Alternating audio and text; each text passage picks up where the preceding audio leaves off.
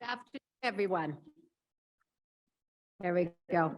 And thank you for joining us today for our 2022 annual general meeting. Being that a quorum of the members is present in person or virtually, and that notice of the meeting had been duly sent to all members of the corporation and to the auditor, I declare this meeting to be duly constituted for the transaction of business. Although many things have gone back to being almost normal again, and still change the way we operate on a day-to-day. But your dedication to CHW is unwavering, and for that, we are grateful. A quick housekeeping notes. Further to the Not-for-Profit Corporations Act, for which members of the corporation are directors and of the corporation, it is only individuals who vote at this meeting. In-person members should raise their hand. Nay, abstain.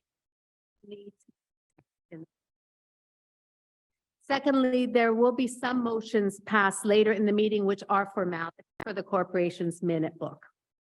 As you will hear in our financial report later in the program, our organization continues to thrive despite the pandemic storm and is coming up stronger than ever. Also, very pleased to be sharing in Israel new initiatives that will grow and will continue to grow our donor base, and a renewed commitment to empower women across our country and in Israel. My name is Tova Train, and it is my pleasure to act as your MC today and to introduce our first guest speaker, Director of CHW Nahalal Youth Village, Galia Aleph. In August 2017, the Israeli Ministry of Education, Galia was chosen for CHW Nahalal by WIZO. Hold on a second. We're good. Israeli Ministry of Education and the Jezreel Valley Regional Council. Galia has a BA in Education, a teaching diploma in biology, and a field instructor certification, all of which are from Beit Barrel College. She also has an MA in Education, Culture, and Society from the University of Haifa. Galia believes in contributing to Israeli society from profound devotion and an aspiration to build a resilient community with equal opportunities for all. Galia believes it is society's duty to develop and nurture its young ones. And specifically, it is CHW Nahalal staff's responsibility to nurture the conditions for every student to grow and evolve. For over 30 years, Galia has worked and breathed education. Please enjoy.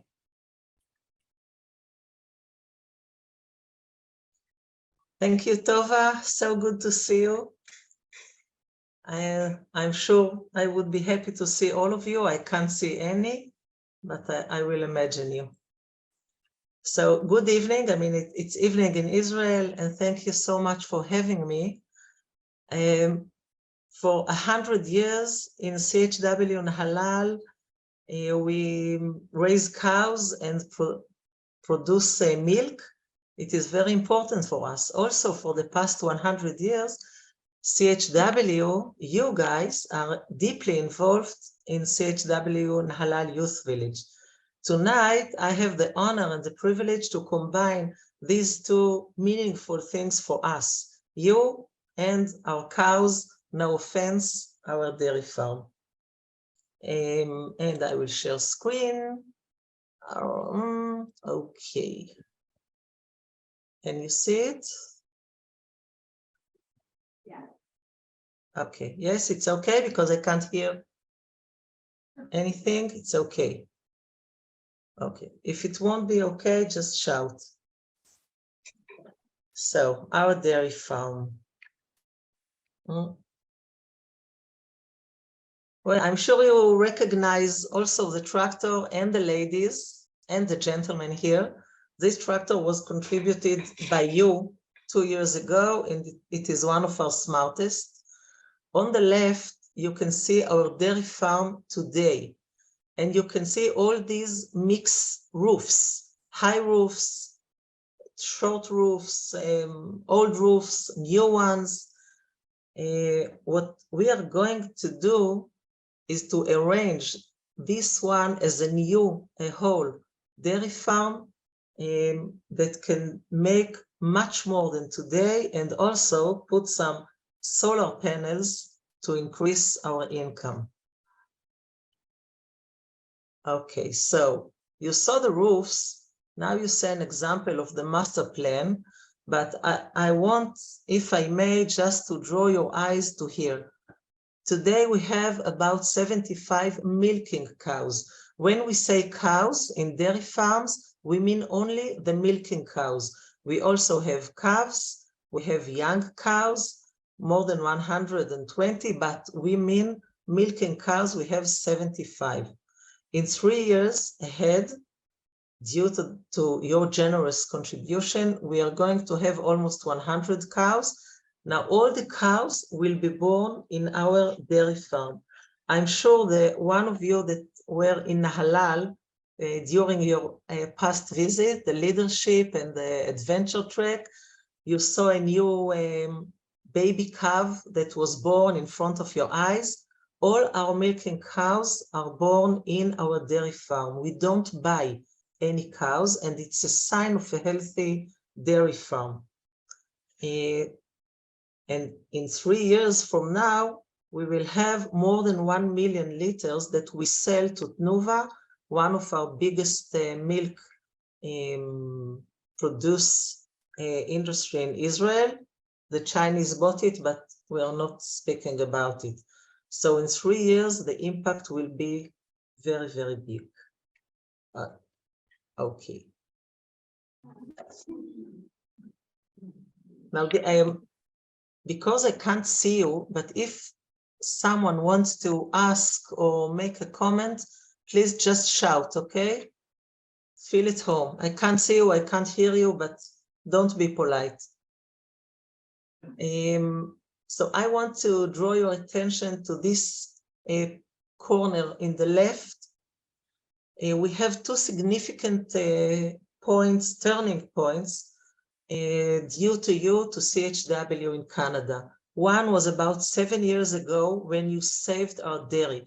Our dairy farm was about to be closed because of bad conditions and the poor results.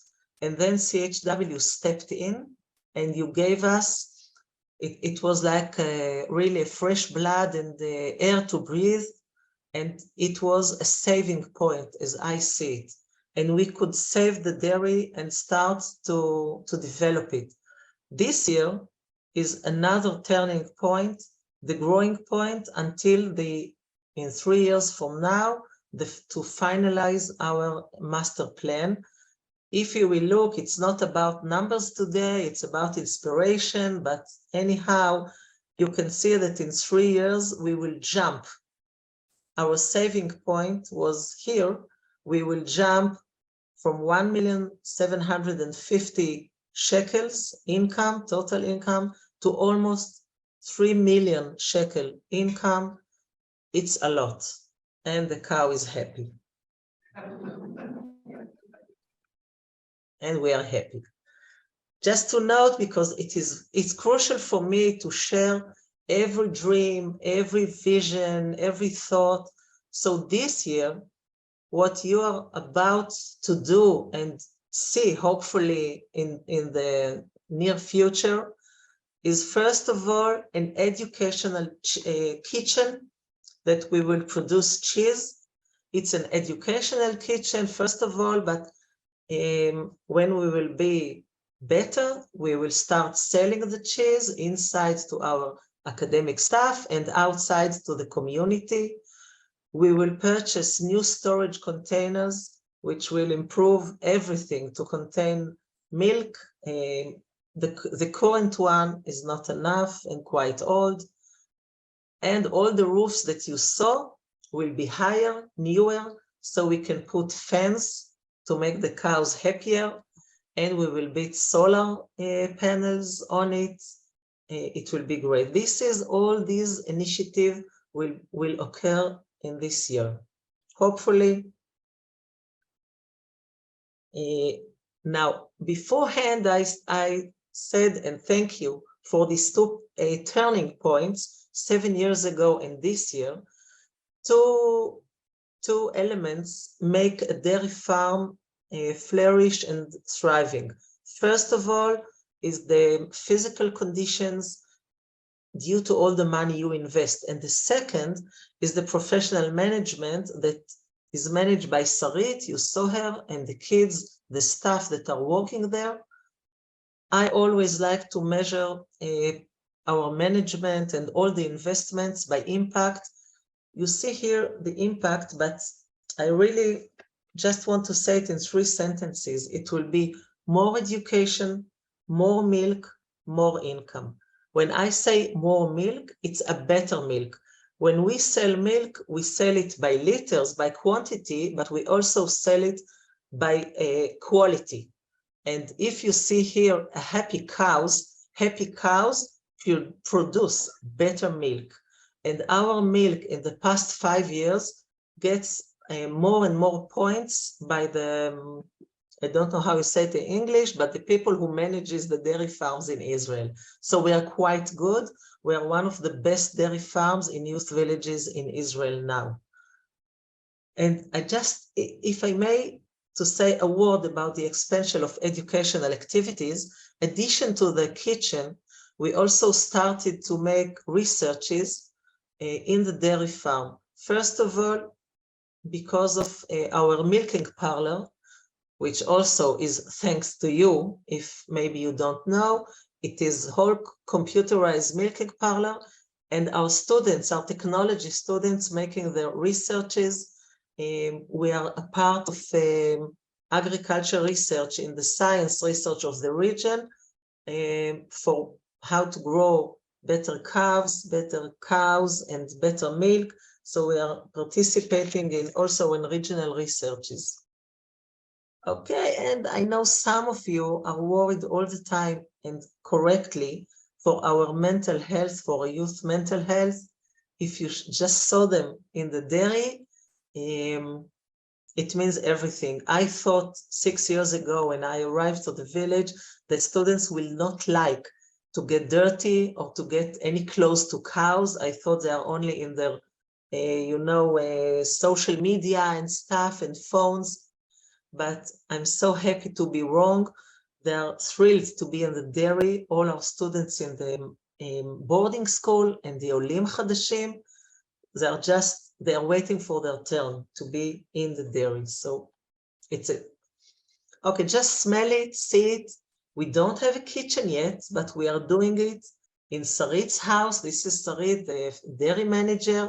These are actual students and in our poor condition now, but they make excellent cheeses. These are 2, they are not bought, they are cheeses the kids made with Sarit. Well, last but not least, dear Elena, we love you. We wish you all the best, all the happiness. Thank you so, so much for your contribution. And darling Lynn, I'm waiting to meet you and good luck. I stop share if you have questions, comments, because I can't see and can't hear you. Thank okay, you. I can hear you, I can't see. Galia can't hear me, Lisa? Yes, Galia, yes, can you hear me? It's Tova. Hi. Yes. Hi, Tova. Yes, I can hear Hi, you. darling. I want you to know, I told Galia when we just saw her in Israel that she's actually a mayor of a town. This Nahalal is not just a school, not a youth village. She's the mayor. So I want you to know that. And I want you to give my love to our calf, Gila Eder. Did you know we named her Gila Eder? So I saw her being born. Beautiful. Okay, so this is her formal name. Thank you. You're very welcome. You're very welcome. Okay, so thank you, Galia, and hopefully we'll see you soon. Be well. I'm here. Okay. Thank you. Goodbye, everybody. I'm leaving you. Yes, leave. Okay, there we go. Incredible. She's just incredible. It is now my pleasure to welcome our second guest speaker, Dr. Talia Hadassah-Blank. Head of Innovation and Entrepreneurship at the Blender Center at Hadassah Academic College. Dr. Blank's research and teaching interests include radical innovation, entrepreneurship, and organizational and team learning. Dr. Blank is interested in discovering the best ingredients for a good startup. Recently, her research focused on the processes that influence startup innovation and success. Dr. Blank's academic experience includes a BA degree in mathematics and computer science and education from Haifa University in 1996. Her MBA degree is from Bar Ilan University, Ramat Gan in 2009, and her PhD degree in industrial engineering and management from the Technion Israel Institute of Technology in Haifa. Welcome, Dr. Blank. Hello. Wow. Very excited to be with you today. Very excited and very impressive to see all this amazing audience on Zoom, and also the one at the audience. Amazing. Very excited. Today, I would like to share with you a little bit about the Blender HAC Innovation Center that I founded 2 years ago when I first arrived to Hadassah HAC. 4 years ago, it was clear for me that we need an innovation center, a place for people to meet and to develop their creative ideas. So I started it, and we have this Blender, and with permission, I will share the presentation and share with you some of our amazing activities and pictures. Just a sec.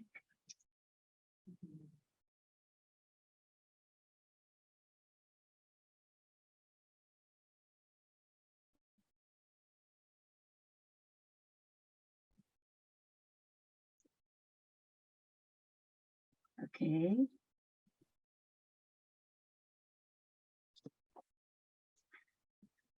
Okay, so this is the Blender. You can see the logo with the different type of dots, size, and colors, because it actually symbol the population and the diverse community that we have in HAC.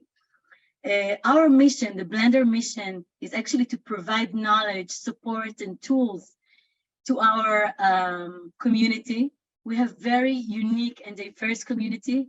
HAC has more than 70% women students, and we have more than 22% Arab in our college, and we have more than 40% first generation for academic education.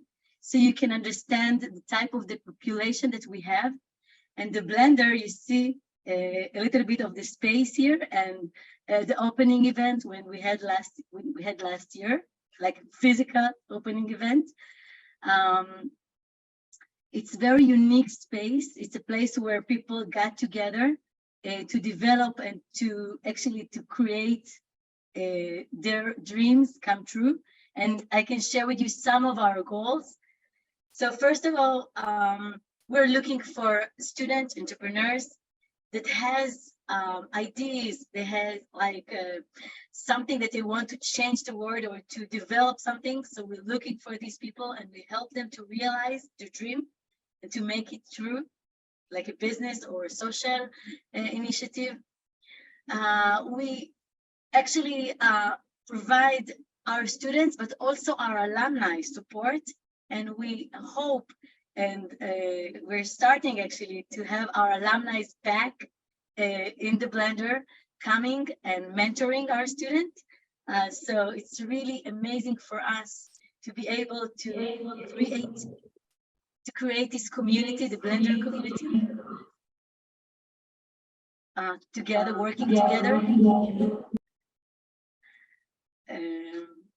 Our initiative and our teams actually are part of the Blender, but it's not isolated. It's within Jerusalem, within Israel, and within the international business ecosystem. So we're acting and providing activity that actually has effect on all all our system, like the closed system, but also the one that are far away from us. And we actually, what we do, we enable the connection. We blend, like the blender, we blend together the different kind of activities, background, department. We all work together within this space that you just saw to create something new, to have a better life for our students and for their family. So we do it in a different type of activities, and I will explain it. So our main program is the pre-acceleration program. It's a program that lasts 10 weeks. And we just started actually our third program two weeks ago, which is really amazing. Each session we have about 15, and last year we had 16 teams that work and try to develop something. So now we have also 17 teams actually, which is amazing. And it's last 10 weeks. On these 10 weeks, they come in the evening once a week, and we try our best and we provide them, first of all, pizza, but not only this, we help them to develop their business model. We help them to think better on their market. We help them to take financial perspective on their ID. So we actually, each week, we provide another tool and another step together. We do it step by step till the end of the program, where they pitch their ID to a panel of investors. And so far, we had pretty modest success, but we have something very nice to share. And I will tell you in a minute about our two teams. Actually, the first team were two women from communication disorder. They are a master student, and they had an ID, and they developed their ID during the pre-acceleration program. And in the end of the program, actually, they attended an annual competition, and they got a beautiful prize of $15,000 for their ID. And now we help them actually to use this money and to create their ID and to provide to the market. So this is one amazing success story that we have. And we have even another one, a student from the design department, design department, actually also had an amazing ID, and we walked with her slowly but surely. And she attended also another competition, student competition, and she got $10,000 for her ID. And again, we continue working with our students and supporting them actually to get to the real world and to actually to develop their IDs. So now they're in a very early stage, but our program is actually to have them create and establish business. So this is the pre-acceleration. It's a program where we work with them for 10 weeks and help them. I have to share with you another important fact, that at least 50% of our participants are women, which is an amazing fact, because usually the startup industry and the high-tech industry is usually dominant by male. And for us, it's just outstanding to be able to facilitate and to recruit them and to help them to make it happen. And we are very proud to do that. And in addition to the pre-acceleration, which is the heart of our activity, we also provide network events. So like to have like a mingling event. We invite the industry, an expert from industry, and sometimes people that has managing department or like managing positions with their challenge, and actually try to recruit our students to solve these challenges. So we do also like a connection with industry as well. And last but not least is the hackathon. It's an event where it takes between 24 to 48 hours, a challenge that our students try to solve. So we had actually we held our first hackathon in-house in HAC 2 weeks ago. It was really, really amazing. I will share with you these pictures. So our hackathon was actually focused on the challenges that people with aphasia handle and face in their everyday life. The Adler Center within HAC actually work with us together to bring to the media, to bring to awareness of the challenges that these people have. And what you see here on the picture, you can see these are students from computer science, from optometry, and from social science. They're sitting here with people with aphasia, and they explain them what it means to be with this kind of challenge. They talk with them. So we had this kind of event. You see, there are many round tables. So when we started the hackathon, actually we came to the Aphasia Center, we talked with the people, and then the next picture here, what we did is actually we went to the lab, we went to the Blender lab, and we had the team working together and trying to solve these people challenges. So what you see here, these are team of students. Those two women are from biotech, and the guy here, Shaked, from computer science, and they actually got one of the prizes that CHW actually provided to our teams. And they had one of the solutions, one of the winning solutions to people with aphasia, which was really, really amazing and exciting. The team that attended the hackathon, they're actually now working within our pre-acceleration program to develop something that is more sustained, and hopefully in 10 weeks from now, or maybe a little bit more, they will actually establish firm and make their initial answer or initial solution into a product and go to the market. So this is my wish, and this is what we try to do. And I'm very happy to have CHW with us. I'm very excited to share our vision and to have your support, supporting us actually to make this world a better place, specifically for HAC students. And I believe that from Jerusalem and from our little blender within Jerusalem, we will spread a lot of light and better word around the globe. So I'm very happy to be here. And if you have questions, I'm ready to answer. Yes. Thank you. Thank you, Dr. Blank. That was a very interesting presentation, and having been there just a couple of weeks ago, I can tell you it was wonderful to see all the students coming and going and all the shapes and sizes. But you've done a wonderful job of highlighting the Blender Center, and CHW is very, very honored to be supporting such a cutting-edge institution at Hadassah Academic College. So toda rabah, lehitrod, and we'll see you soon. Thank you so much.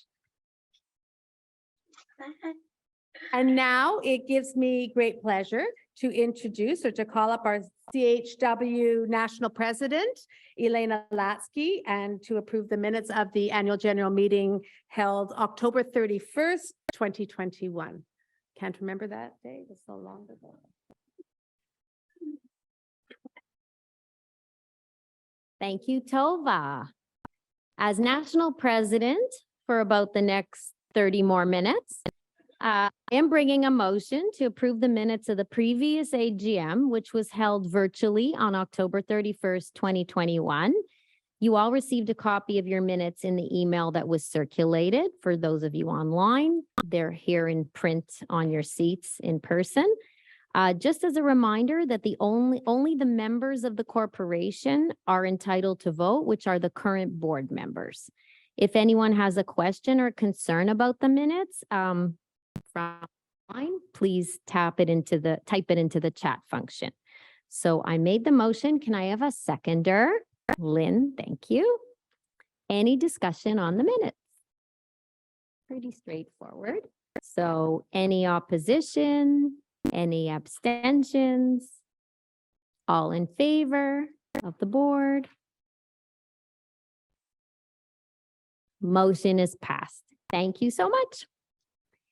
I will now call upon our auditor, auditor, Yuri Kostowski of Fruitman Cates, to present our audited financial statements for the fiscal year ending June 30th, 2022. Yuri?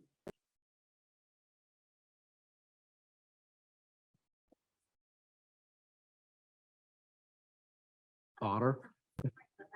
It's okay. It's a pleasure to be here today. Very good. Fruitman. Well, first of all, I'd like to say a special thank you to Tammy Hittner, the Director of Finance and Operations. There's a lot of work that goes into an audit, and there's no way we could have gotten through it all without her help. So thank you very much, Tammy, for making this a first year audit, which always comes with a little growing pains. So I'd like to start with what most of the time is the important part of the audit, which is the audit report. No real matters to highlight. We have a routine qualification that you have for most not-for-profits on the completeness of revenue. And we have a paragraph there that specifies that this is our first year and that the comparative financial statements, comparative figures were prepared by another chartered accounting firm. So audit report was fairly routine. I'd like to just jump straight into the income statement. I like to start at the income statement because it kind of shows you what happened for the year, and then you can go back to the balance sheet. So on the income statement, down a bit. Okay. It's important to understand the nature of donations, and donations kind of show up in different places on the statement depending on their nature. So there's typically three types. You have regular donations. Someone comes and gives the organization a unrestricted donation. The organization can use it whichever way they like. Then you have restricted donations. Those are donations that are earmarked for a particular purpose, and the organization needs to spend it on that amount, on that program. And then you have endowment contributions, and those are typically where a contribution gets made, the principal remains invested, and then the investment income that you derive from those investments go towards the organization. And sometimes they're restricted by the particular donors, or sometimes the organization investment income on their programs. So those contributions kind of go in different places on the financial statement. So whereas the donations say 3.2 million, we have on the next page, you don't have to jump there, but on the next page, you have endowment contributions of $2 million. Those don't show up on the income statement. It's an accounting rule. They got to go straight to the net assets because it's not a free donation. You can't use that money. That goes to the investment fund. And then there's a note, you'll see it later on in the financial statements when we get there, where we outline restricted contributions. Those are ones that you've received, but you need a particular program, so they may not have been recognized in revenue. So we can see that this year we have 3.2 million of regular donations, and last year we have 4.8. When you add all the cash contributions up during the year, you end up with roughly $5.7 million of total contributions received this year versus 4.9 million received last year. So fair market value on this particular day. When you jump to the cash flow, you will see that the organization did lock in a $743,000 realized. Go up and down. In terms of expenditures, we see that, with increased contributions, we have increased spending on projects, which is always what we would expect. Fundraising, education, and donor relations, that's gone up. I mean, last year it was a COVID year, so this year we're back to in-person events, and typically you'd see the expenses increase when you have more in-person events. Zoom is pretty cheap. Administrative in general, I mean, this number is fairly consistent with last year. There's a little bit movement in categories. I think Richter did more, and now we're hiring salaries. And also there's a bit of a swing in foreign exchange there that is causing the increase this year. So it's fairly consistent. Now moving back to the balance sheet.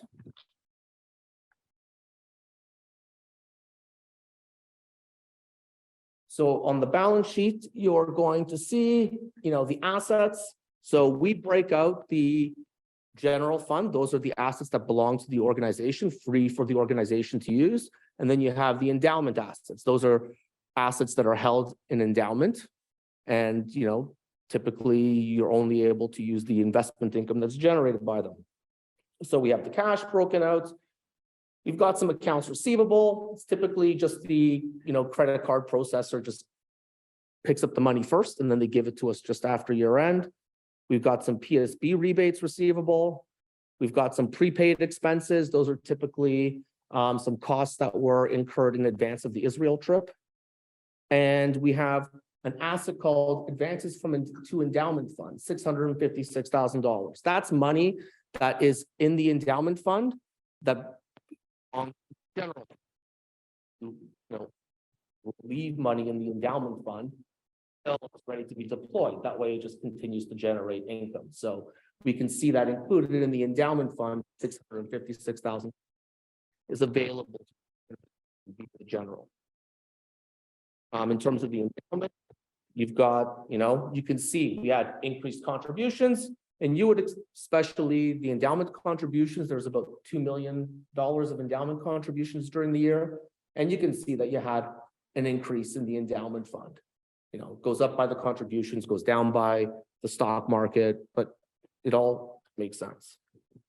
Now we can jump to the liabilities. Overall organizations, I always look at working capital to see the viability of an organization. So, I think there's nothing, you have about $1.5 million of working capital, which for an organization like this is quite strong. We have some accounts payable. I think some of those, a good chunk of those accounts payable are some amounts received to cover the Israel trip in advance. And so until you spend it, it's a liability.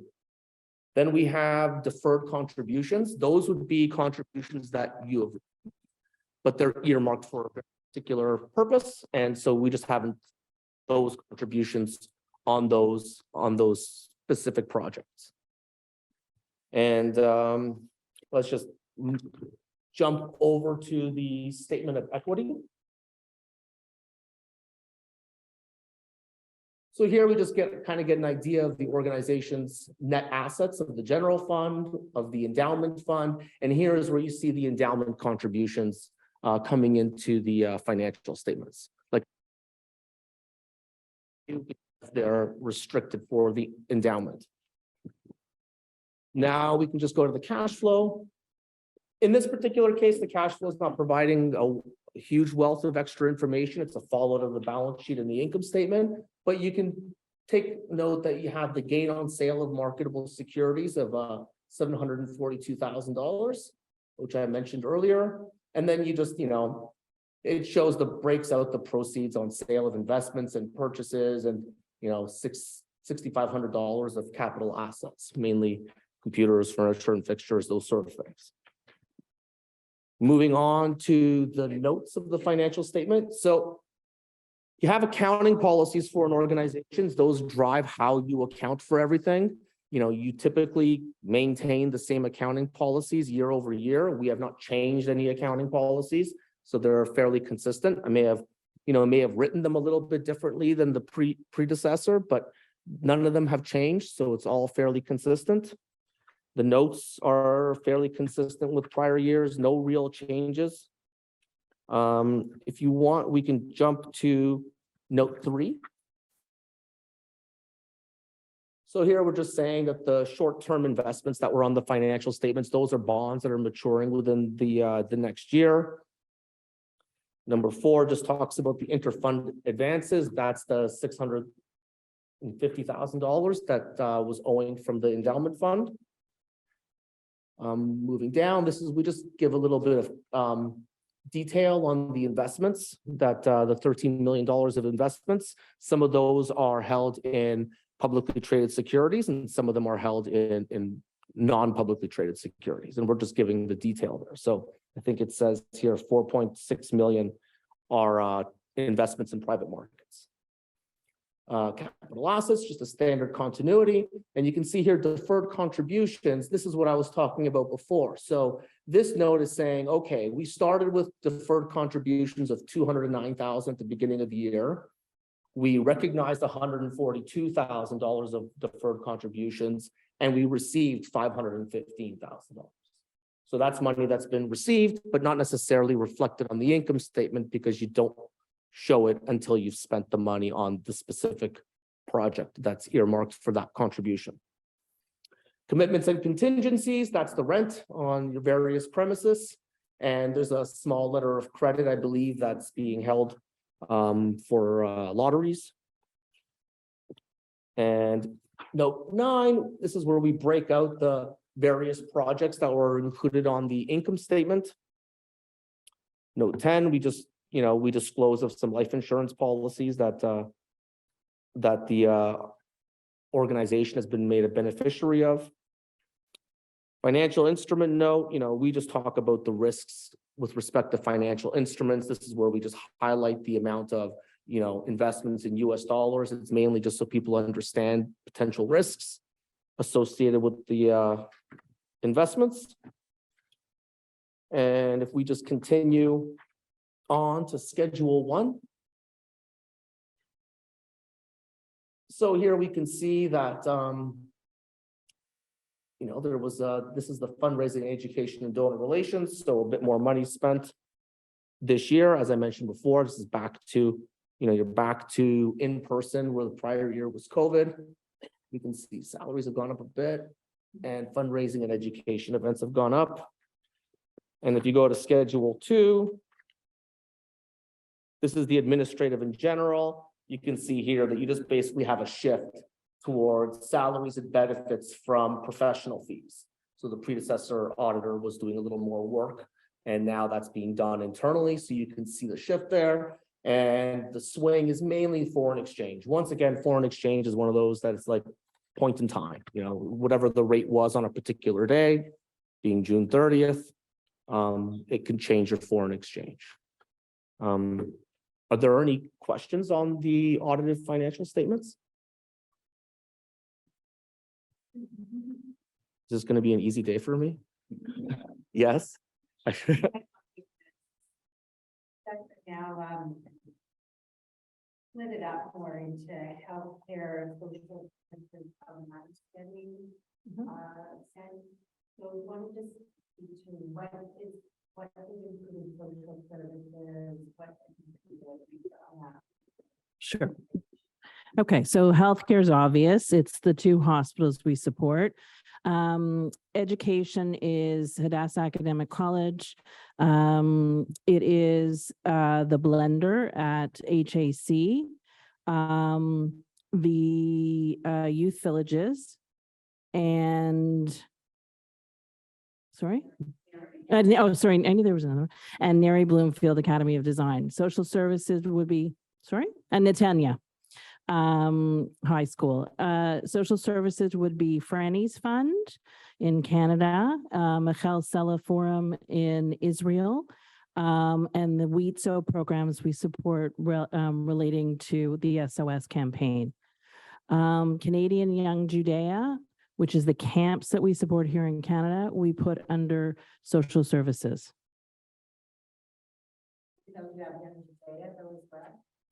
Canadian Young Judea in Canada, we put under social services.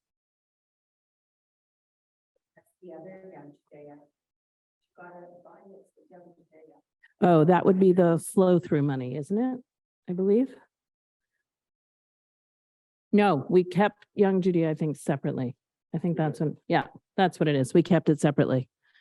Yeah.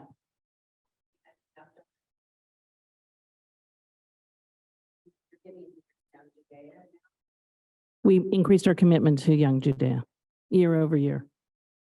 We're funding more programs. Yeah, Jennifer.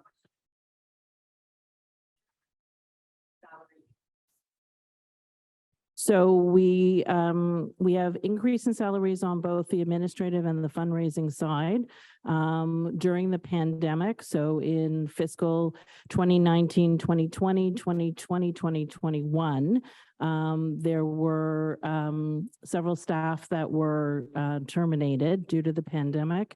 And we have, with increased activity, increased the number of staff that we have now across the country. So as such, we had to hire more staff. We also increased our benefit package to include provisions for increased mental health. Again, because of COVID, there was a need to provide an additional enhancement to our benefit package for all our staff relating to mental health services. Any other questions? I should also add that because of COVID and staffing, we have several staff that are working remote or hybrid. And as such, we're covering some of their costs relating to phone expenses, access through laptop computers and so on. So that contributes to some of those costs too. Yeah, Talia.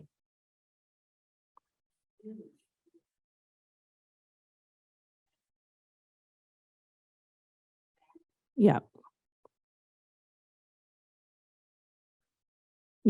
Yeah. So the question, in case anyone couldn't hear online, the change in the professional fees line, there is a reduction year over year. That number one, that's changing the auditor, reduced the cost there, and having a director of finance and operations in our office took some of those costs away.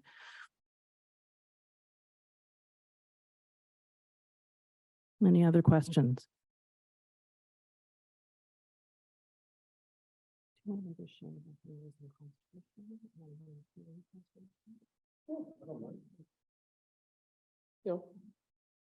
Just to add a little bit of just some percentages. We want to jump back to the income statement quickly.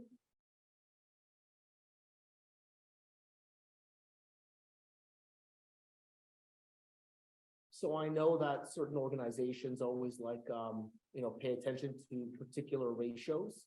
So I've calculated the fundraising, education, and donor relations as a percentage of contributions. When I say as contributions, I'm not taking the $3.2 million number. I don't think that would be 100% accurate, because you should include the endowment contributions, because all contributions kind of link to those efforts. So what we have here is, if you take the total contributions being that $5.7 million number that I had mentioned, and you look at the percentages, the fundraising, education, and donor relations is around 20%, and the administrative costs are about 16%. And then projects is about 38% of that number. Are there any other questions for me about the? There's no dictated ratio by the government. It's not a government ratio. The only ratio that the government. No, the only stipulation placed on the organization by the CRA would be your disbursement quota, which is that you spend a certain percentage of your passive assets that you're not using actively in your charitable activities. And I believe that there's going to be no issue there in terms of the disbursement quota. These are more of ratios that you may internally want to focus on, but not something that the government is dictating. Any other questions? Oh. Okay. Thank you very much.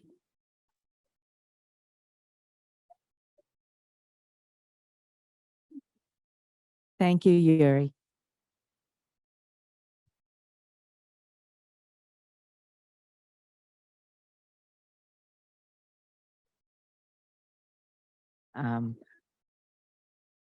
On behalf of the members of the corporation, I move that the financial statements of the corporation for the fiscal year ended June 30th, 2022, together with the report of the corporation's auditors thereon, be approved.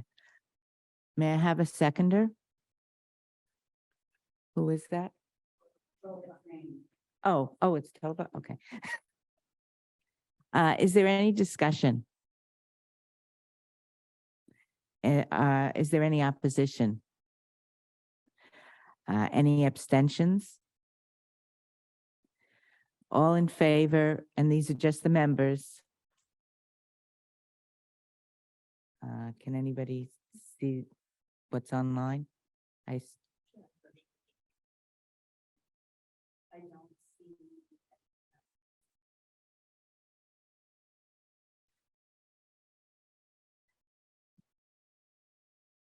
Well,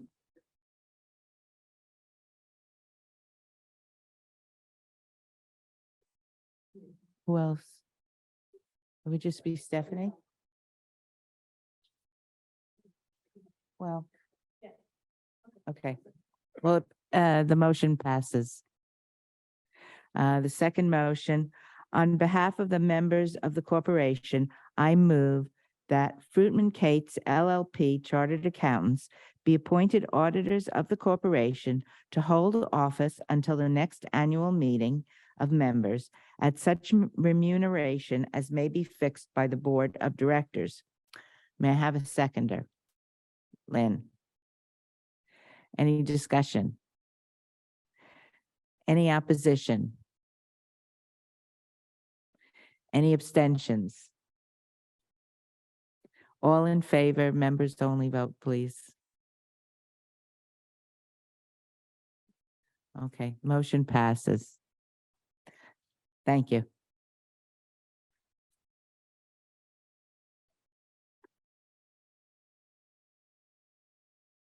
Okay, thank you, Marcia. Well, here we are. When I was installed entirely virtually at the 2020 AGM and called myself the pandemic president, really, who knew how true and how long this would have lasted? Thankfully, we have our vaccines, we have embraced the new normal, and we are all so grateful to gather in person again. And as a bonus, and thanks to technology, we can be inclusive and have all our supporters across Canada join us today. Thank you for caring and for taking the time to be here. I'm already emotional and I'm not even through the hard part, the easy part. Okay, so can you? Yeah. If I do it, I'm going to mess it up. Okay, she has it. Oh, thank you. All right, so it is now my pleasure to present some of the highlights and updates from our projects in Israel.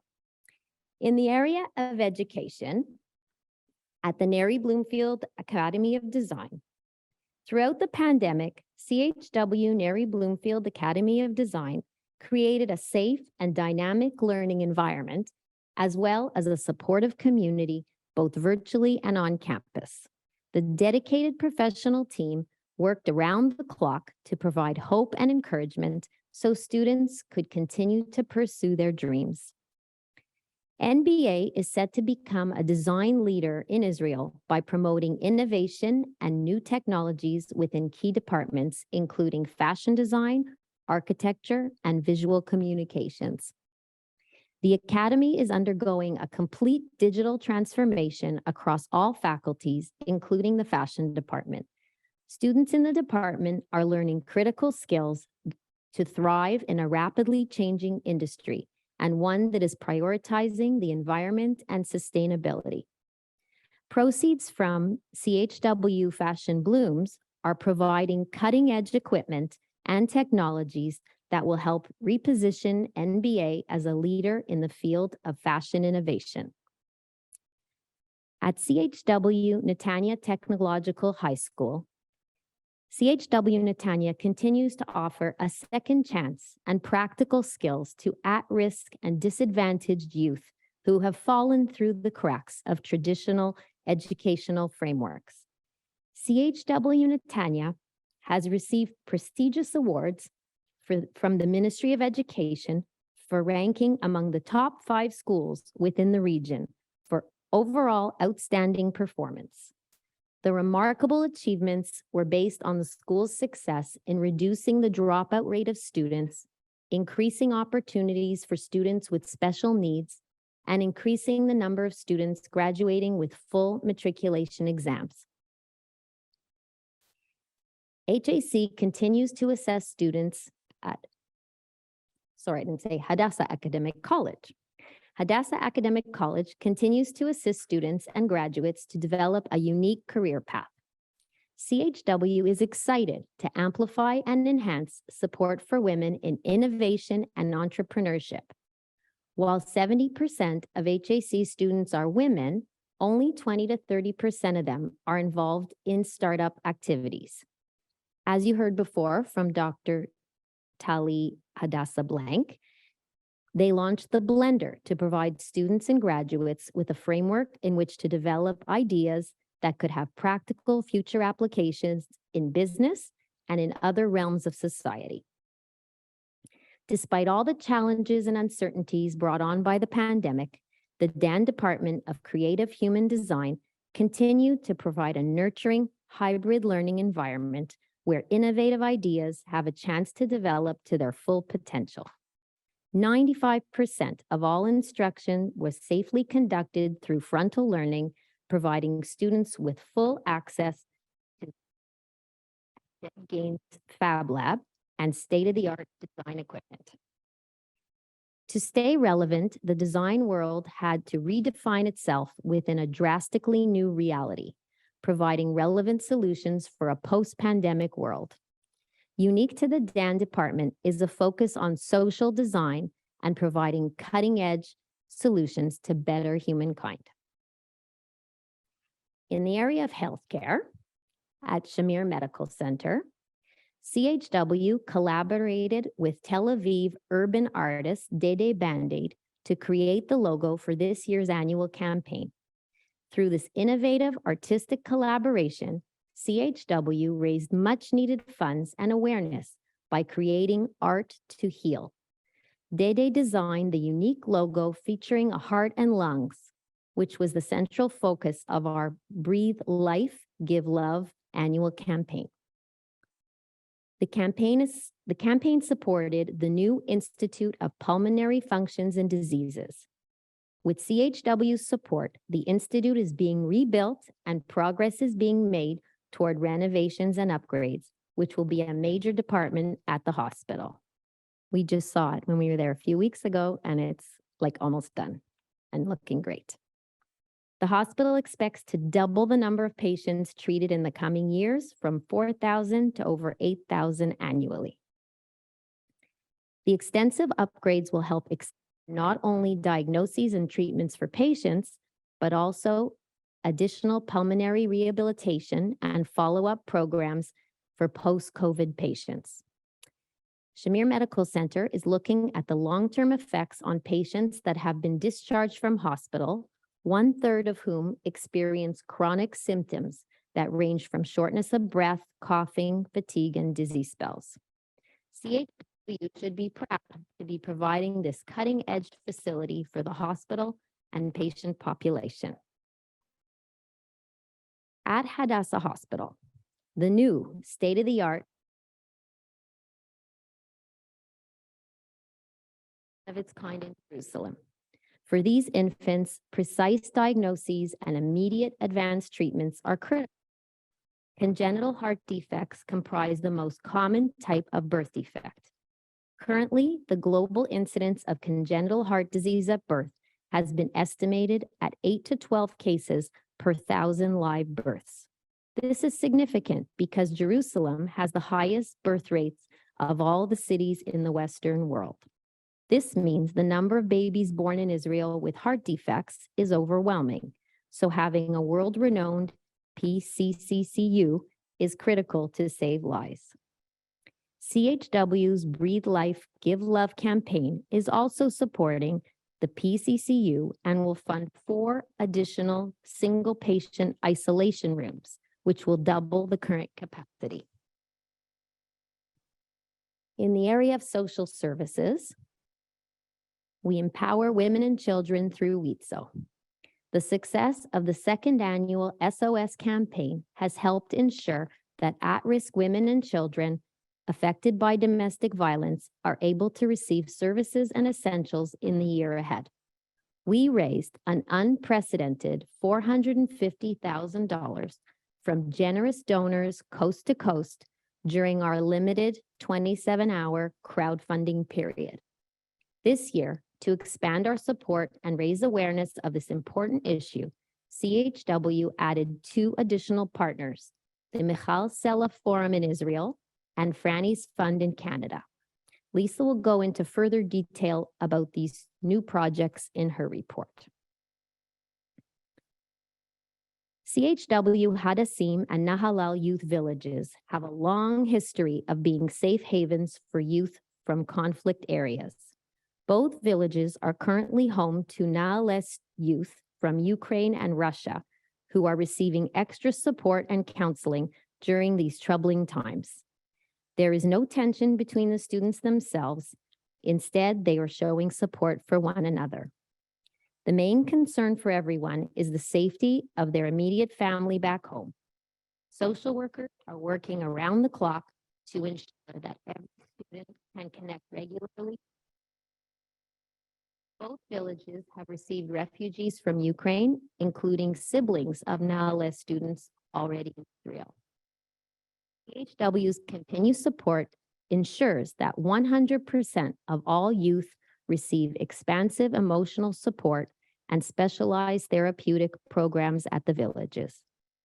Through a variety of impactful programs aimed at minimizing educational gaps and expanding new opportunities for development, hundreds of youth from around the world and Israel are benefiting from CHW's support. One of our most impressive statistics comes from CHW Hadassah, where 100% of students receive ongoing guidance and emotional support from professional counselors and therapists. The 2022 end-of-year campaign, our education project, including the therapeutic program and the music program at CHW Hadassah and the dairy program at Nahalal. This campaign will help build bright futures for youth who count on CHW every year. Lisa's report is going to fill you in more on our Journey for Impact trip in Israel, which, as you heard, we just came back a few weeks ago, and our newest vehicle of philanthropy in the social impact investing space. Both were her ideas and initiatives for CHW, by the way. But I have to say that it has been one of the highlights of my term, planning for 15 months with Lisa, Barb Rosenstein, my amazing co-chair and friend, Pam Albert, Rachel Lazri-Zahavi, our fabulous director of CHW's Israel office, Jen, Ariel, and Rebecca, although I will not miss the 8 a.m. meetings. Thank you. This is the last time I speak as national president, so you have to allow me a few more minutes for some very important thank yous. Thank you to our outgoing national directors, Marilyn Libben, immediate past president, Rosalind Joseph, and Brondell Shapiro, all who have served several terms on the national board. Thank you for all your time and commitment to CHW. To Marcia Glick, National Treasurer, and Linda Spence. Oh, yeah, you know it. You know me so well. They know me. To Marcia Glick, National Treasurer, and Linda Senzelit, National Secretary, thank you for being so giving of your time and talent for those extremely important roles on the board. To Stephanie Rusin and Tova Train, thank you for everything and all that you continue to do for CHW. All our board meetings of the last 2 years have been on Zoom, but we got a lot done, and look at the money we saved. And finally, to Lynn Gilman, my VP and very soon to be national president, as well as excellent chair of our governance committee, which you will hear about soon and was no easy task this term. Thank you for everything. And I can assure you all that CHW is in and very capable hands going forward. All the past national presidents and leadership, to Marla Dan Eisenberg. Breathe. You were always there, support and cheerleading when needed. Like everywhere else in the world, in the last years, it has been a period of change and transition for CHW. Debbie Eisenberg chaired the search committee for our new CEO. And I always joked with her that I had her on speed dial for many months. And it was true. Thank you, Debbie, for all your support, guidance, and therapy along the way. And I truly believe that all the stars aligned perfectly. And in came our CEO, Lisa Colt Cutler. Lisa has brought her wonderful fundraising experience, fresh new ideas, and amazing can-do attitude, which has given CHW new energy. Baruch Hashem. Combine that with CHW's amazing network of volunteers, and there's no stopping us now. Even Lisa has said that in all her professional experience, she has never seen such dedicated and passionate volunteers like ours. So, you all know me by now, I'm verklempt. I want to thank Lisa and the wonderful CHW staff across the country who work so hard to make all this magic happen. And finally, my family, Jonathan and all my boys, Sister Sharon, sister from another mother, Bryna, for all your encouragement and support along the way. Love you guys. So sorry, but that was my chance to say it all. So I'm sorry. Last chance. So it is now my pleasure to call on our CEO, Lisa Colt Cutler, to share CHW highlights, what is new and what is upcoming.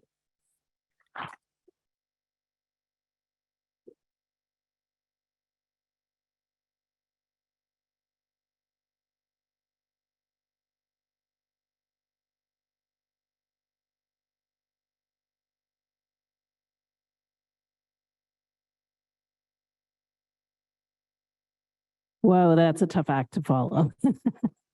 I don't think I'm going to make you cry, but I will continue to inspire you. And Elena, it's been a pleasure and a privilege to work with you. You inspire me. You've been a wonderful travel companion. You're so dedicated, and you've left this organization in a wonderful position for Lynn to take over. Thank you for your mentoring, your patience, your guidance, and don't go too far. Okay. So it's my pleasure. How's the audio? Are we okay? Okay. It's my pleasure to give you some of the highlights over the past fiscal year. And it was a busy one. As Elena said, I have a can-do attitude. I don't take no for an answer. And I don't require a lot of sleep, which is to your advantage. So we held our last AGM the end of October, so this picks up from there. And we released the redesign of our Aura magazine last October. You would have just received your third new Aura magazine at the end of this October. And it is, I hope you're all enjoying it. It's very, it's scaled down and it's bright and has wonderful information. It's bold. It's meant to inspire you to open it. So hopefully you're enjoying that.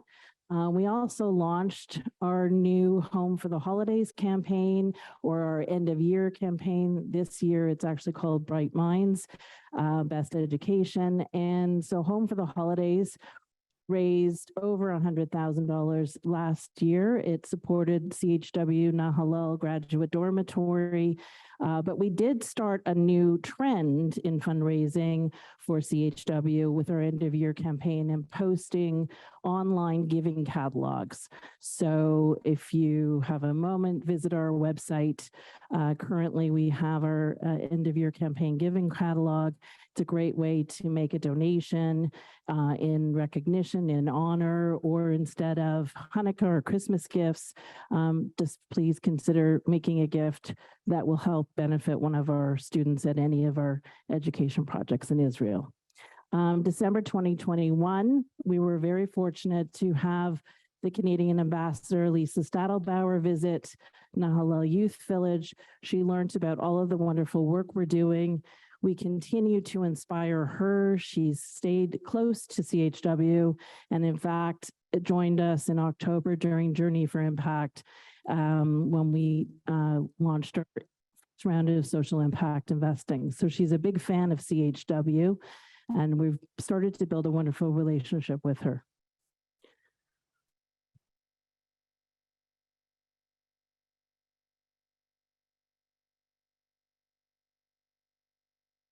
So this is the video that was attached to our impact report representing our 2021 year.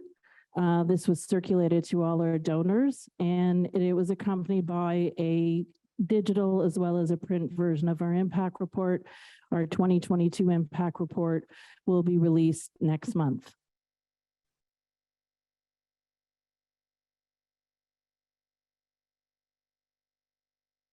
CHW continues to make impact across all of our projects.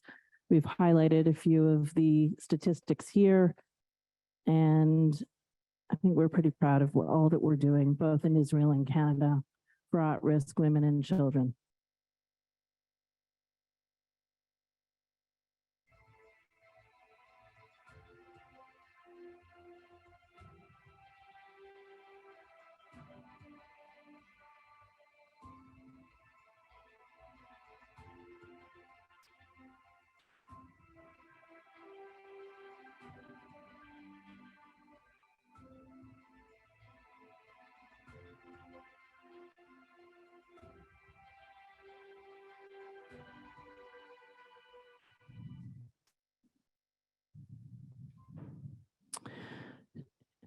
January, we held a couple of workshops to help educate our donors and supporters on being CHW ambassadors for us in social media.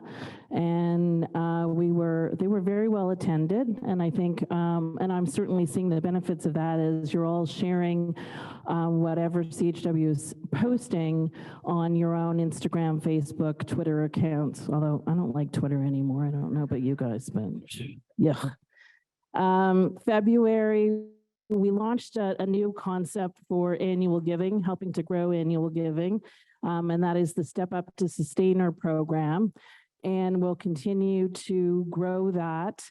Great opportunity for donors who are not currently sustainers to be able to phase in and increase their support. And we're seeing the benefits of that. We also launched a brand new, again, as part of my strategy to break down barriers across the country. We had a chapter in Toronto that wanted to do an art event. Montreal historically did an art event. So I said, well, guys, why don't you combine your efforts? And they did. And then they brought on Ottawa, Calgary, Victoria, Vancouver, and launched an online virtual art tour and art auction and raised over $80,000 across Canada. And that's just by working collaboratively, sharing resources and not reinventing the wheel. In March, we held our second annual Fashion Blooms event. It was a hybrid event. They were hosting parties, viewing parties across the country. We showcased not only the designs of our fashion students at the Neri Bloomfield Academy of Design, but we also showcased some Israeli designers up and coming and existing. And we were able to provide support to Neri Bloomfield to help grow their fashion program, provide equipment and much needed technology. As Elena mentioned, very proud of the Breathe Life, Give Love campaign. It's a $3.2 million campaign that we launched in April for our annual campaign. The proceeds of which support the Pediatric Cardiac Critical Care Unit at Hadassah Hospital and Shamir Medical Center's new Pulmonary Institute, which is, as Elena said, nearly finished. We got to see it and cut the ribbon when we were there in October.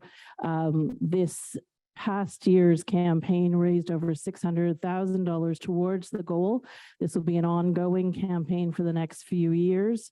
We were very fortunate to work with Dede Band-Aid, a urban artist in Tel Aviv, and we took his art and we helped to engage students across the country in Jewish day schools who posted to social media using our logo. And that was a lot of fun and helped to raise awareness and provide some education for students in Jewish day schools. In May, we made an announcement of a wonderful seed gift generously donated by the Latskys towards our social impact fund. And we also, Elena and I did our first trip to Israel. And as pandemic president, it was Elena's first trip in her role. We held a parlor evening that was generously hosted by Shauna Goodman and her husband, Todd Stone, and had many Canadians living in Israel there in attendance that we got to meet and then subsequently continue to engage with, which is wonderful. Trying to build those bonds between Israel and Canada, which is so much a part of our future. And for those that haven't seen the video that was created, again, on the helicopter pad at Hadassah Hospital, this was the video that was used to help promote the campaign. It was shared on social media.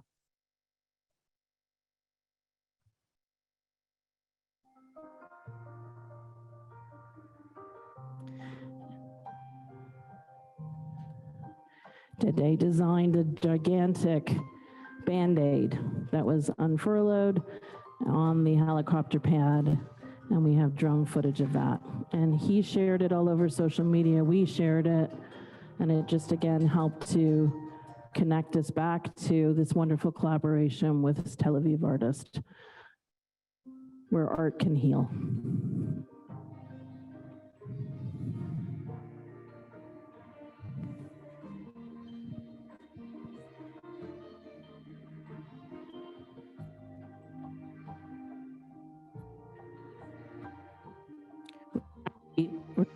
Innovative. We're trying to engage people in an inspiring way, use the power of social media to raise awareness and much needed funding. And you'll notice on a lot of our material now are QR codes, again, trying to drive people online to make their donations. So that's something that we're doing. Okay, so in July, as I mentioned, the Canadian ambassador continues to engage with us, and she went to visit Hadassah Hospital to learn more about all of our exciting projects. She toured the Pediatric Cardiac Critical Care Unit and was very inspired by the work being done at Hadassah Hospital. In August, we launched our brand new website, which I hope you've all had a chance to visit. It's fabulous. Much easier to navigate, and more importantly, you can access off your mobile phone, which was always a challenge before and now is much easier.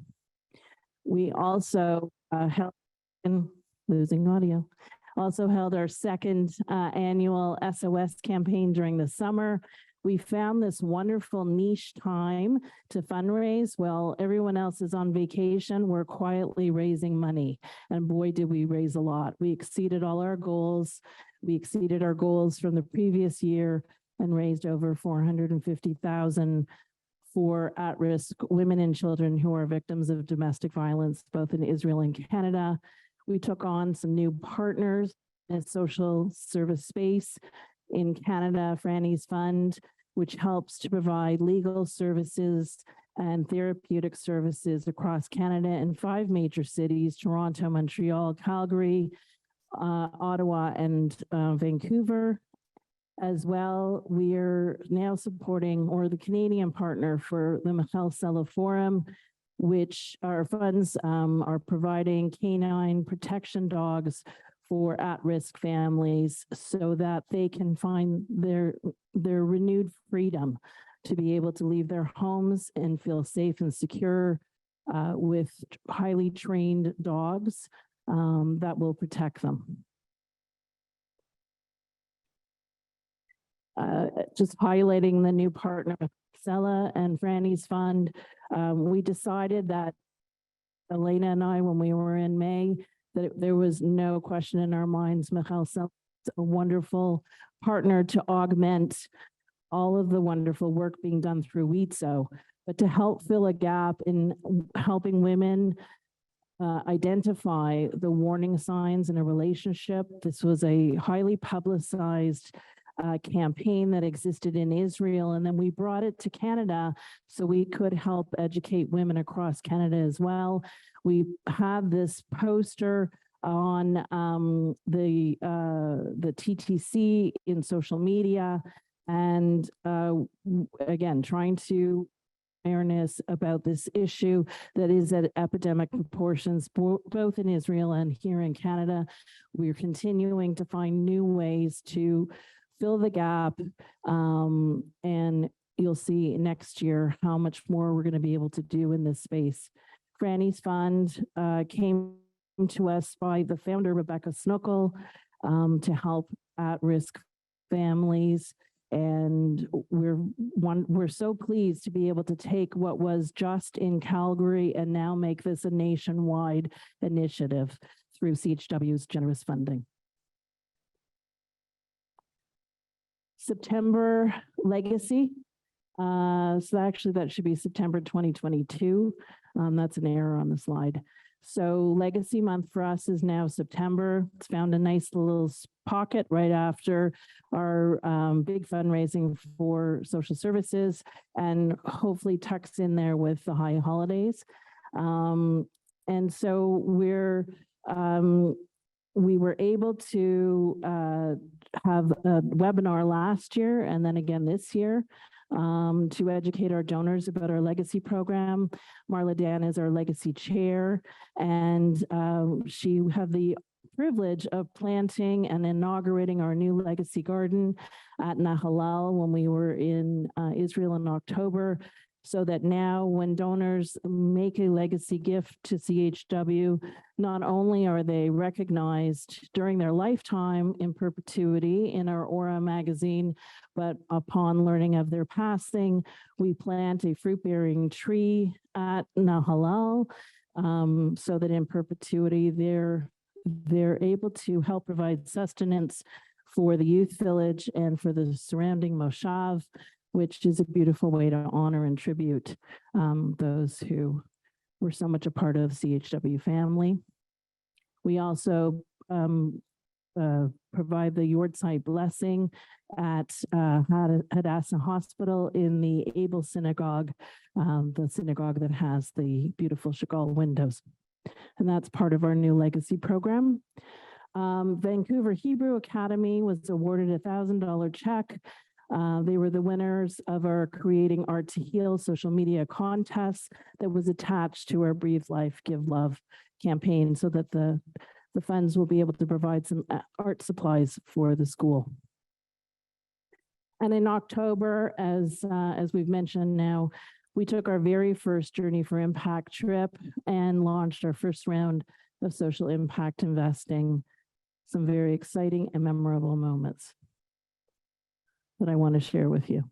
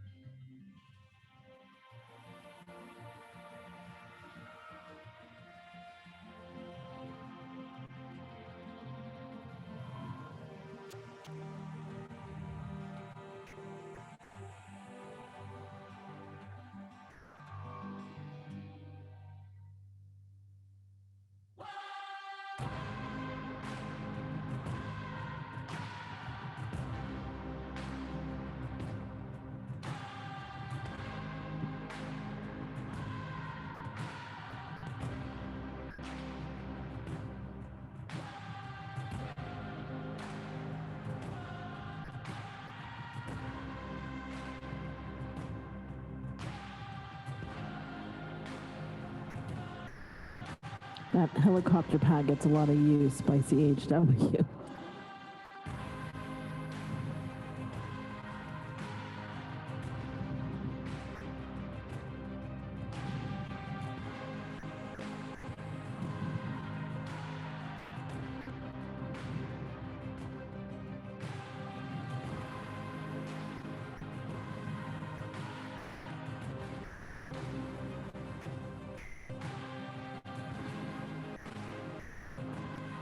Journey for Impact is a very different experience than what CHW is used to hosting, and involves both the leadership and adventure track. The adventure track is best described as amazing race combined with Shark's Tank in a high energy experience.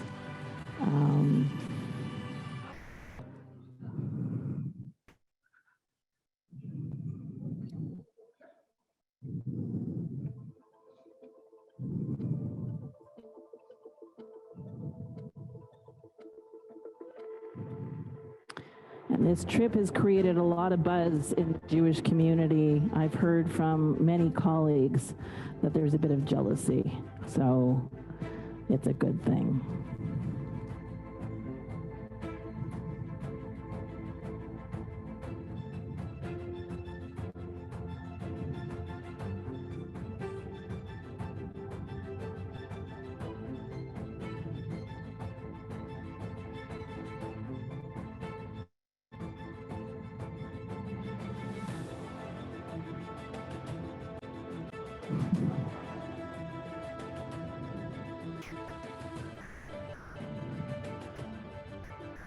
Company we work with in Israel only Israeli rights to the Amazing Race brand, and that's why you're seeing it.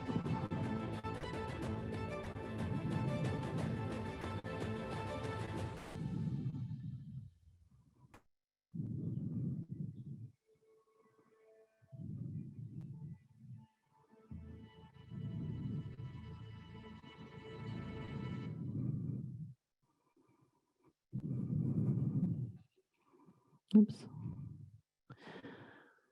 So as we said, we launched our first round of social impact investing, this new philanthropic model for CHW. It's not new philanthropically in the world, it's new for CHW. And in fact, CHW is the first Jewish organization in Canada investing in Israel through a gender lens to help provide economic independence for women, to empower women and build a sustainable future for the next generation of small businesses in Israel, particularly those led by women. And our impact investing was a total of $300,000 that was split between two social enterprises. $180,000 went to a company called Tech 19, and Tech 19 employs women from a very low socioeconomic town of Yerucham in the south of Israel. And Social Space received $120,000. Social Space is a education center to educate those about human trafficking and female, I can't think of the word, violation, and so on. It's a former strip club on the beach in Tel Aviv, and it's an education center. And our funding will help both businesses grow, and the funding that we provided will be coming back to CHW.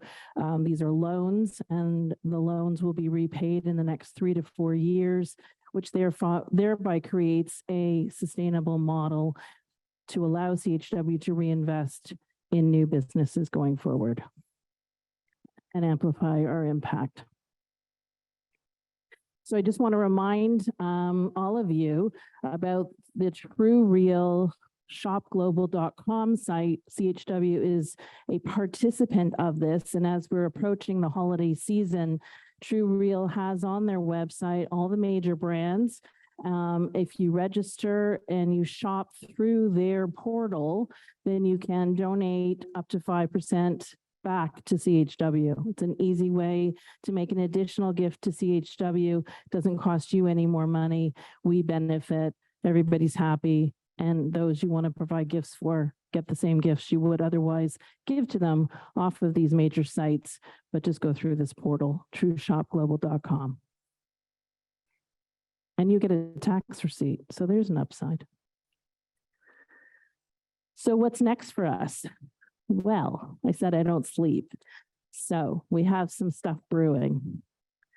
So we were very fortunate to bring together past national presidents, our current board of directors, as well as my leadership staff team. We worked several months on a strategic plan that'll take us through to 2027. And we focused on 5 major goals: empowering women, regardless of race, religion, or political view; connecting Israel to Canada to grow and deepen our engagement; increasing our impact for at-risk women and children that we support to grow our volunteer base and engage a new generation of CHW supporters and volunteers, and to raise awareness and promote our brand to show how we're changing lives, providing hope, and building futures. This was in our Aura magazine, and it is also on our website for you to read. I'm not going to go through every bullet point now due to time. We are launching a national garage sale in June, on Sunday, June the 4th, across the country. We want to be able to help fill the gap created by no longer having Hadassah-WIZO. This idea was brought to us by Stephanie Kaplan, the Toronto Center president. And it's a brilliant idea, has low costs, will raise money, engage people in every community across the country that we currently have membership and involvement, and as well as being able to engage the next generation and those outside of the CHW family. So watch for more information about that. It's going to be a wonderful way to keep the family together. Fashion Blooms Ball. So for 2023, we are holding a Met Gala type of ball in Toronto, Montreal, Calgary, Vancouver, intended to engage the next generation. This will be a fun evening with paparazzi on the red carpet, and it is the guests' fashions that are, you know, the attraction. So watch for that. That'll be the first week of May, aligned with the Met Gala, which is always on May 1st. And lastly, Journey for Impact is an annual experience. It is a small experience, very intimate experience with only 50 spots, 1 bus. The dates are October 23rd to the 30th. We already have 40% of those people sitting on a list waiting to purchase their spots as soon as we have the pricing available in the next couple of weeks. So please email me or let me know if you're planning to come with us. I want to make sure I add your name to our list because it's going to grow fast. And I believe that is the end of my report. Thank you very much.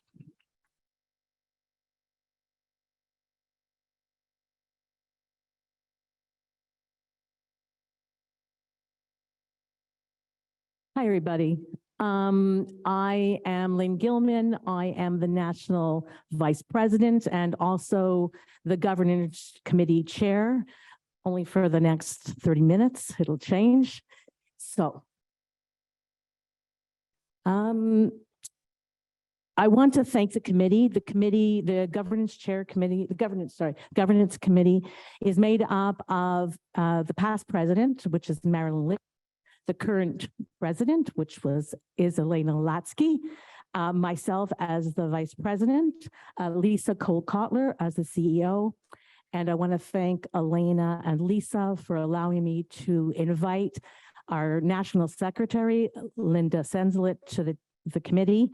I think we can all agree if it wasn't for Linda and her professional editorial skills, we probably would still be meeting over this document. So thank you very much. Thank you very much, Linda. We really appreciate your help. So 2 years ago, we made some changes to the bylaws. Because we made some changes to the bylaws, the policy manual needed to be updated. Because the policy manual needed to be updated, I decided as the chair, we were going to start at the very beginning and go through the whole document, every section, every line, every word, and every change we made, we were going to reflect it again in the bylaws. So it was a lot of work, but I think we're in good shape. The first thing is the National Executive Director name. The board has changed to CEO, and it's now reflected in both those documents. There was a huge cleanup. Thank you very much, Linda Senselet. Grammar, lots of capitals that didn't need to be capitalized, periods, repetitive words, wrong grammar, wrong verbiage, wrong tenses. We made it gender neutral.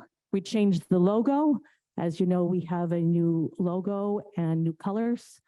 We made all the officer titles begin with the word national. There was no national. It was always listed as the secretary or vice president, but we're national secretary, national vice president, national president, and so on.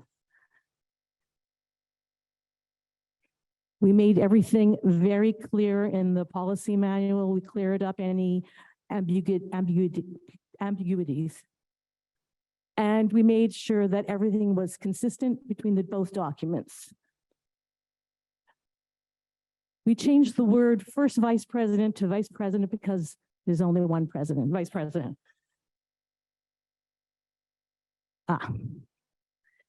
During our strategic planning session, we updated the mission slightly, so it reflects in both documents. We now use the wording CHW empowers women and children by supporting education, healthcare, and social services across Israel and Canada. So it is now education, healthcare, and social services. We reflected it in both documents. Because of the change that we made 2 years ago in the bylaws, the word members means member of the board of directors. So we reflected that through both documents to make sure it was very clear.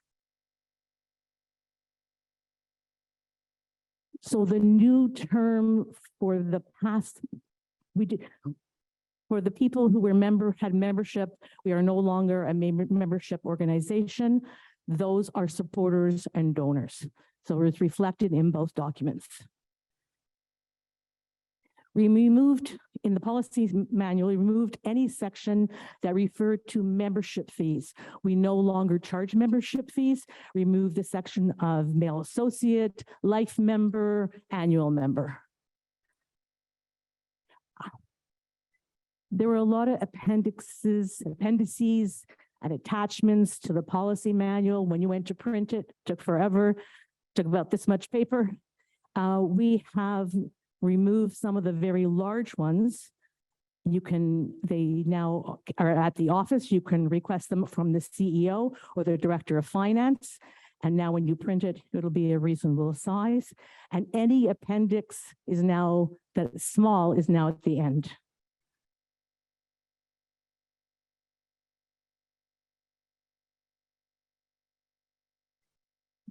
Change made 2 terms ago that the number of members of the board of directors was a minimum of 3, maximum of 9. This is now reflected in the policy manual. It was not.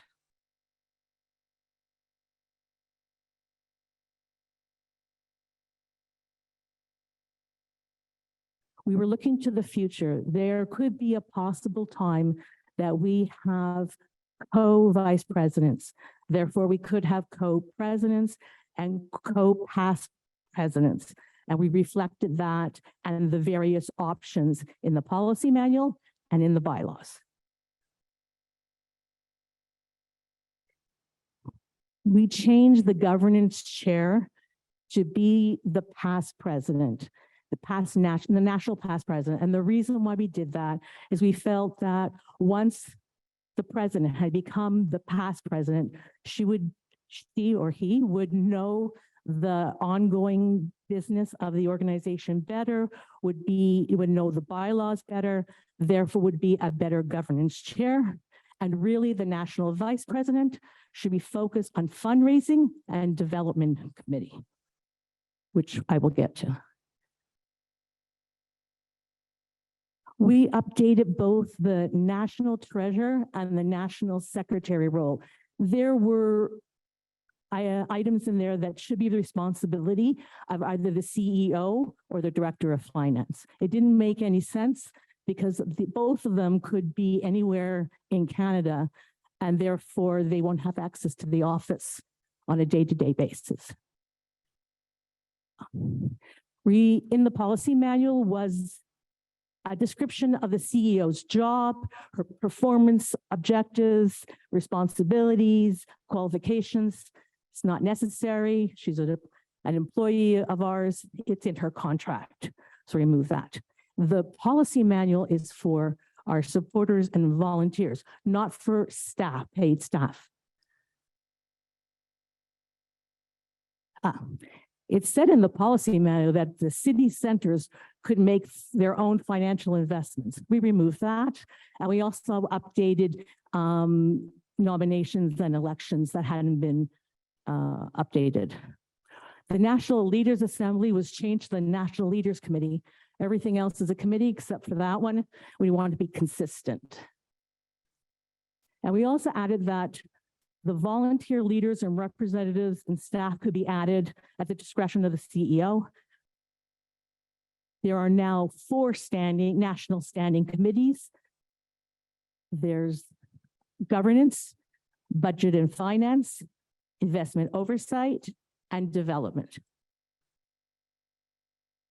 We added that on the budget and finance that we could add at the CEO's discretion, staff member, which now we have the director of finance on. And we also removed that it monitors investments because we have an investment oversight committee. We removed fundraising and membership. It is now development committee. The fundraising first of all, we no longer have membership. And fundraising is handled by our CEO and our professional development employees, and also the chapters and city presidents. The development committee is more focused on major gifts.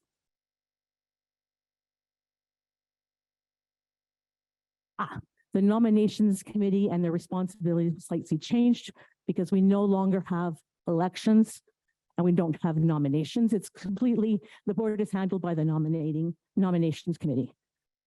On the travel expense, this was tightened up and made very clear. We need the approval of the CEO. We want to ensure the most economical way of travel. Signing authority was made clear. Communications, it was very clear. All communications needs to be approved by the CEO. Also added was a new sections, frequency of communication, social media, chapter, newsletters, flyers, sponsorship, and affiliation section. The workplace harassment policy, equal opportunity, affirmative action, all these are job related. It was all for the paid professional staff. And this is not where it should go. It should go in their own policy manual, which they will get. We removed it. It has nothing to do with volunteers. The major gift policy was updated and will be added. This was done at the very beginning of our meetings.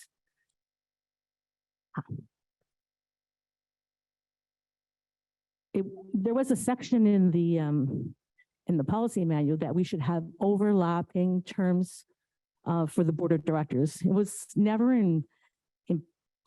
put in place, but we have done that now. So now the members of the board will either have a 1, 2, or 3-year term.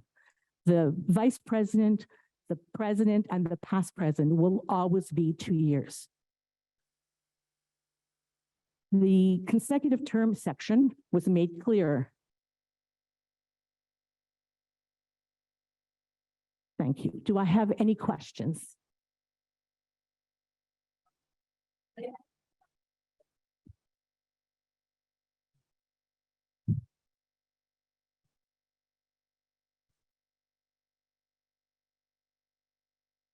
We had to send it to our lawyer because we wanted to make sure we're in compliance for the Not-for-Profit Act. Unfortunately, he got it back to us right after our last board meeting of this term. So Elena, I'm going to give it to you to bring it over the finish line.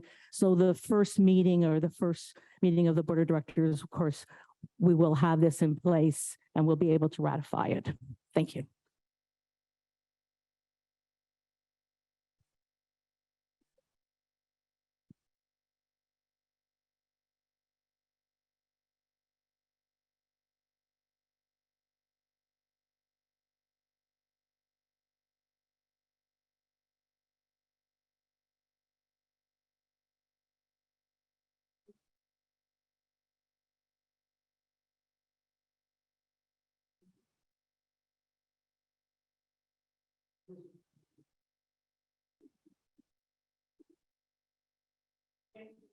Thank you. So at this time, we are going to have our nominations report, and Marilyn Libinen is the chair of the nominations committee. And unfortunately, she couldn't be with us today. She even tried to record it ahead of time, but she couldn't get it to us. So I thank you for doing that, Marilyn. And I will instead deliver your report. So on behalf of Marilyn, nominations chair. Dear friends, it gives me great pleasure in my role as nominations chair for the National Board of Directors to present the national directors for the 2022 to 2024 term of office, all of whom are directors by acclamation. President Lynn Gilman of Ottawa. She has contributed to CHW on a national level as a member of the Board of Directors for 4 years, with 2 years as National Vice President and 2 years as Chair of the Fundraising and Membership Committee. Prior to that, she participated in the CHW National Leadership Assembly for 2 years. During her 40-year involvement with CHW Ottawa Centre, she took on leadership roles in Ottawa Centre and chaired campaigns and events. After a successful professional career that spanned 44 years in the high-tech industry, Lynn was a top producing salesperson in Canada. She recently retired to devote all her efforts to her upcoming role as CHW National President. She hopes to transfer her skills she developed during her career to help CHW achieve its fundraising milestones and to inspire CHW teams of devoted volunteers and supporters. Board Treasurer Marcia Glick, Kitchener-Waterloo. Marcia is proud to have served as CHW National Treasurer for the past 2 years and will continue to do so for the next 2 years. She joined the CHW Kitchener-Waterloo Sharon chapter in 1982 and served as chapter treasurer and president and then as council president. She sat on several fundraising committees and served as co-chair of the annual campaign in Kitchener-Waterloo for many years. She is a lifetime member, a sustainer, a key holder, a major donor, and a member of the Legacy Circle. Marcia is well qualified for this role, having worked at KPMG for over 20 years as an accountant in the Independent Business Group and the Tax Group, with a focus on estates and trusts and personal taxation.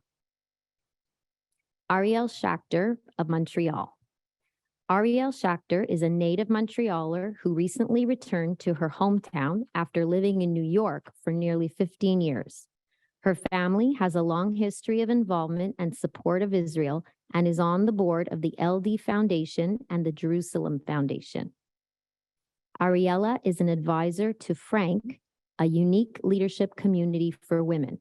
She has a background in digital marketing and strategy and account direction. Ariella worked at top digital ad agencies for Fortune 100 brands, followed by nearly 10 years at Google on an internal creative think tank team serving Google's top clients. Currently, she is working on special projects and consulting for BFF, a Web3 company whose mission is to onboard women and non-binary people into the forecasted 10 trillion Web3 market.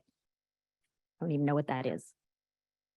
Her late grandmother, Neri Bloomfield, served as a national president for CHW, and Ariella is excited to get more involved and help CHW raise awareness among a new generation. Barb Rosenstein, Toronto. Barb is a CHW Toronto Centre immediate past president and has taken a leadership role alongside many talented CHW volunteers and professionals to ensure the success of numerous CHW initiatives at both the center and national levels. Professionally, Barb was a digital health consultant with over 25 years of experience leading professional teams through large-scale digital transformation in the health services sector. Barb has a Bachelor of Nursing degree from McMaster University and a Master of Science degree from the University of Toronto. Dorothy Hansen, Montreal. Dorothy Hansen was born and raised in Calgary, Alberta. After graduating from American Academy of Dramatic Arts in California, she acquired a BA in psychology from the University of Calgary. Dorothy then moved to Vancouver, BC, where she obtained an executive secretarial diploma, then worked in theater administration and as a talent agent at a talent agency. Eventually, she and her husband Sheldon owned a Belgian chocolate shop in Westport Point Grey, Vancouver. In 1998, they moved back to Calgary to start a family. Before taking on the role of CHW Calgary president in April 2021, Dorothy had been involved with CHW for many years. Stephanie Rusin, Vancouver. This will be Stephanie's second term on the national board. Stephanie has also held other positions at the center and national level, including center treasurer, immediate past center president, and National Leaders Assembly. Stephanie has a professional background as an insurance broker and owned her own company for 14 years. She also owned her own daycare center for 10 years and taught elementary school French. Secretary, Linda Senzelet of Ottawa. Linda has been active in CHW Ottawa Centre since the 1980s. Over the past 40 years, Linda assumed a range of executive and chairperson roles at the chapter and center level, including co-president of CHW Ottawa Centre. Since 2020, she has been a member of the CHW Board of Directors, assuming the role of National Secretary. In her professional life, she worked for nearly 40 years in the health sector in direct patient care, and then for the federal government as an epidemiologist and senior policy advisor. After her retirement, Linda ran a home-based scientific editing business. Vice President, incoming, Tova Train of Toronto. This will be Tova's second term on the board, and she renews her seat as vice president. She became Toronto Centre vice president in 2016, National Gala co-chair for the 2017 Centennial Gala, and Toronto Centre president in 2018. In addition to being Toronto Centre past president, Tova is currently a member of the board of directors. As a CHW director, she has co-chaired both the inaugural SOS campaign in 2021 and Fashion Blooms in 2022. Jenny Blitz, Toronto. Jenny is the Director of Tax Credits and Financing Programs at Ontario Creates, the provincial government agency that facilitates economic development and investment in Ontario's creative industries, including the book, film, television, and interactive digital media sectors. Jenny has been with Ontario Creates since 2004. Prior to that, she was a policy advisor to the former Minister of Culture, David Tsubushi. Jenny is a lawyer by training and received her LLB from Osgoode Hall Law School, although she doesn't practice law now. She is a lifetime supporter of CHW and has held positions such as president and fundraising chair for her chapter and served CHW Toronto on the mentorship committee. She was honored to represent CHW when she attended the Aviv conference in Israel in 2009. Do I really have to read immediate past president about myself? No, I'm staying. I'm staying. I can't leave. It's too much fun. So as you can see, I'll be immediate past national president for 2 years. So as you can see, thanks to the nominations committee chaired by Marilyn, I guess it was just Marilyn, Lisa, and myself. The next board is in very, very, very good hands. So that's the end of the nominations report. And now, oh, am I supposed to call Debbie? Yeah. Debbie Eisenberg. Come on up.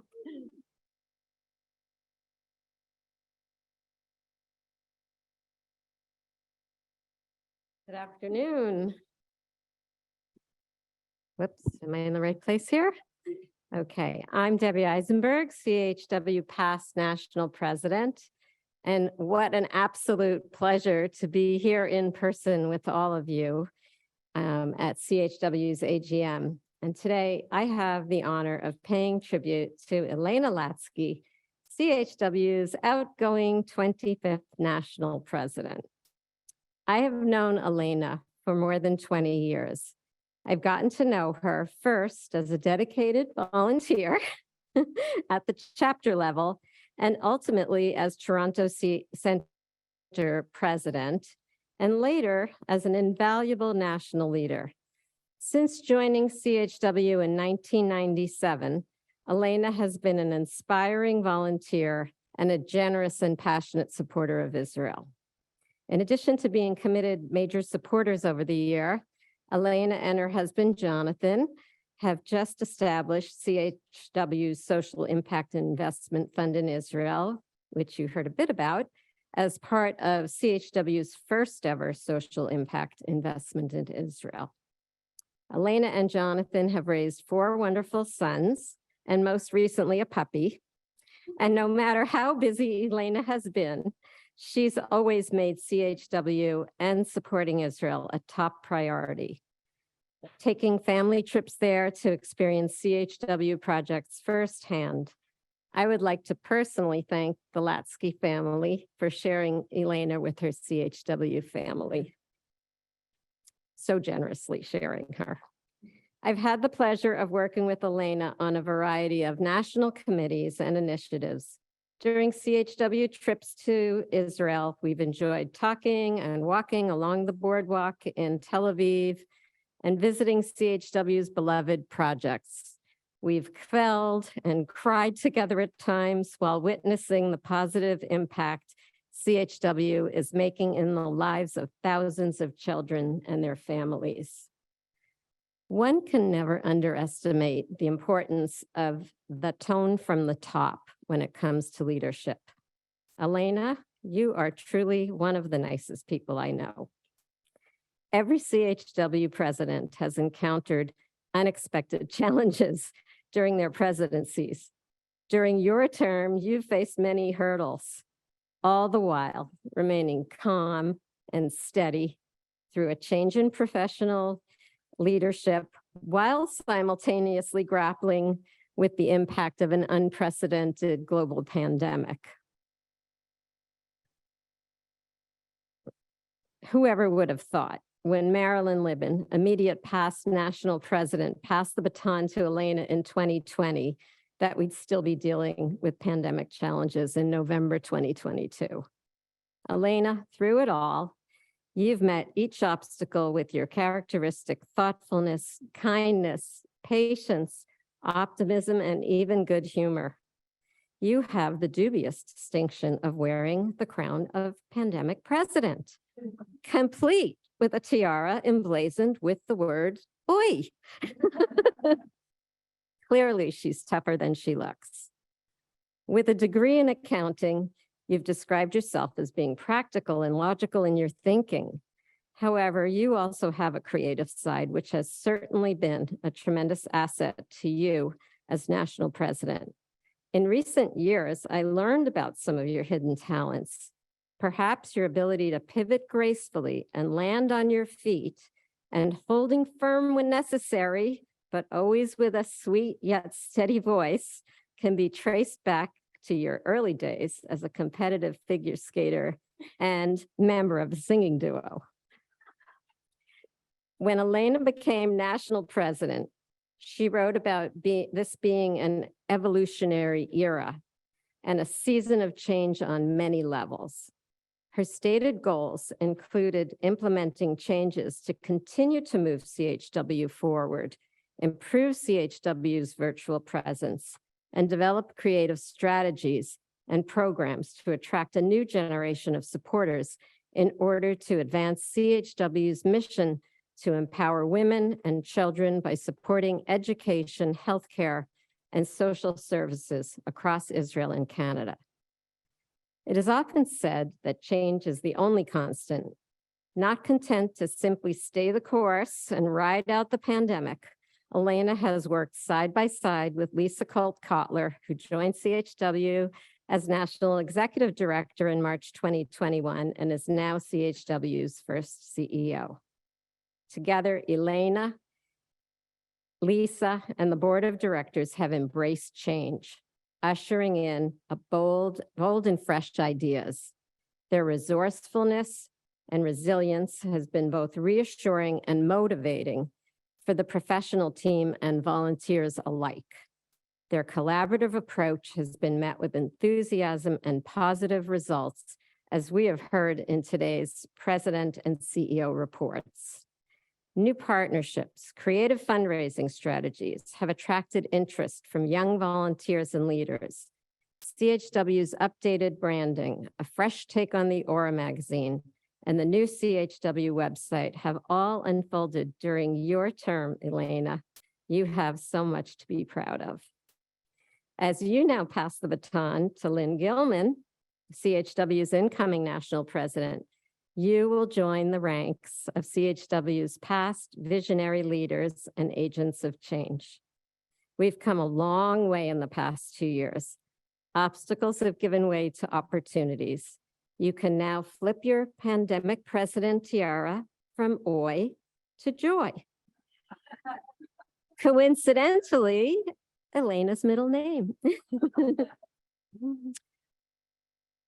With all my respect, admiration, and appreciation, Elena, I wish you a hearty mazel tov on all that was accomplished during your presidency. Kol hakavod. And now, Elena, your friends and family would like to say a few words.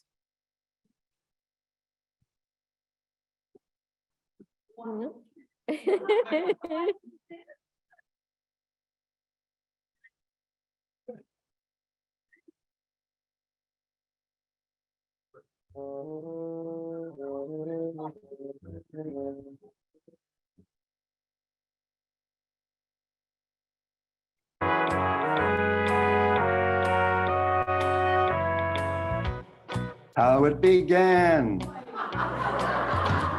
It was love at first sight. CHW became her passion. 1998, and Elena joined the Talmud chapter. Can it really be 25 years? Bizarre. Toronto president, national treasurer, vice president, and pandemic president. Amazing, Elena, but your impact is always grand, so grand, so grand, so grand.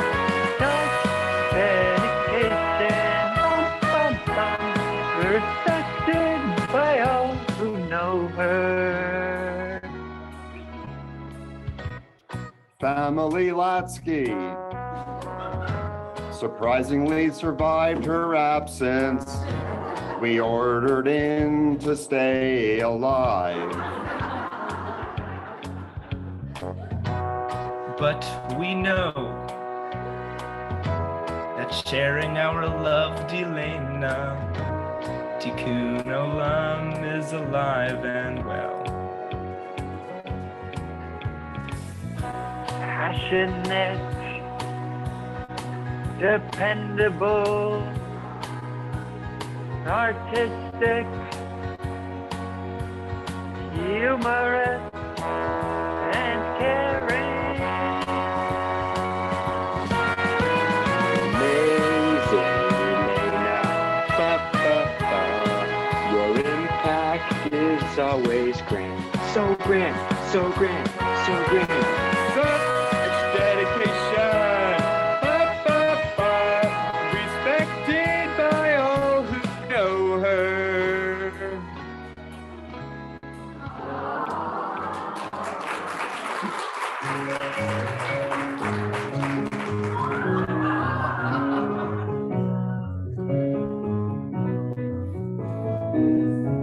Just sit right back and you'll hear a tale of a long career that started 25 years ago about a volunteer. Elena's a mighty sunshine girl from to meet and not the sun. From her chapter to the national press, it's been quite a run. Have you had lots of fun? Have you had lots of fun?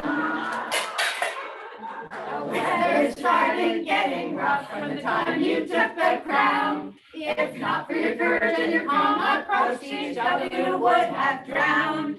CHW would have drowned. You found us a new CEO in this crazy COVID world with Zoom meetings and fundraisers. We need your yes and their guns. Is right. Your legacy, social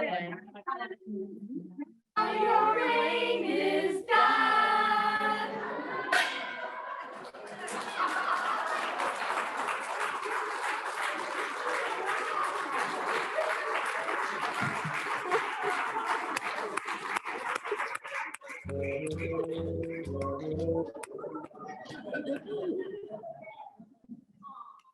Surprise.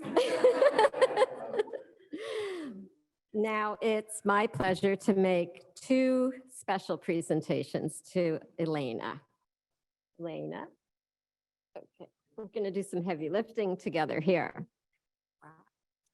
I'm presenting this beautiful glass plaque to Elena, and I'll read the inscription. Canadian Hadassah-WIZO is proud to honor Elena Latsky in recognition of your dedicated leadership as National President 2020 to 2022, and with gratitude for your generosity, signed this day, November 20th, 2022, in Toronto, Ontario. The value of a benevolent deed is the love that inspires it, from the Talmud. To you, Elena. Point of joy. Okay, so now set that down. Set that down. Because we're going to do a little jewelry exchange. Okay, we polished that up for Lynn. And now, this is a tradition for CHW past national presidents. I'm here with Marla Dan. We all proudly wear our past national president pins, very near and dear to all of us. So Elena, you're going to join the club. A nice club. So let me pin you. Okay, if I can, oh man, I need somebody who can do this. Tech support.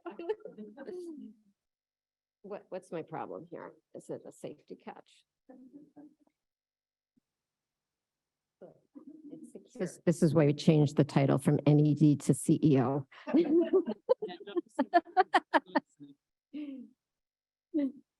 I'm always happy when it's not me. Okay. Now you See there. That's why Okay. she's the CEO. That's She why got- we pay her the big bucks. Okay, so where are we?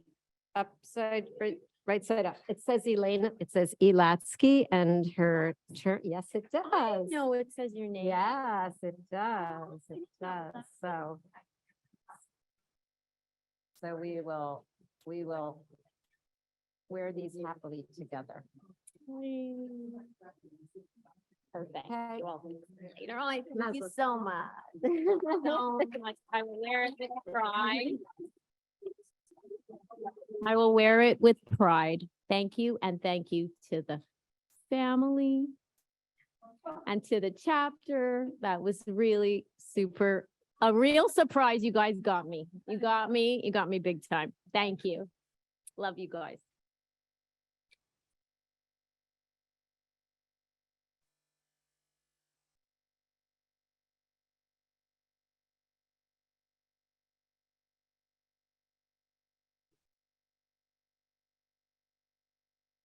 Well, that's going to be an incredibly hard act to follow, but I'll try my best.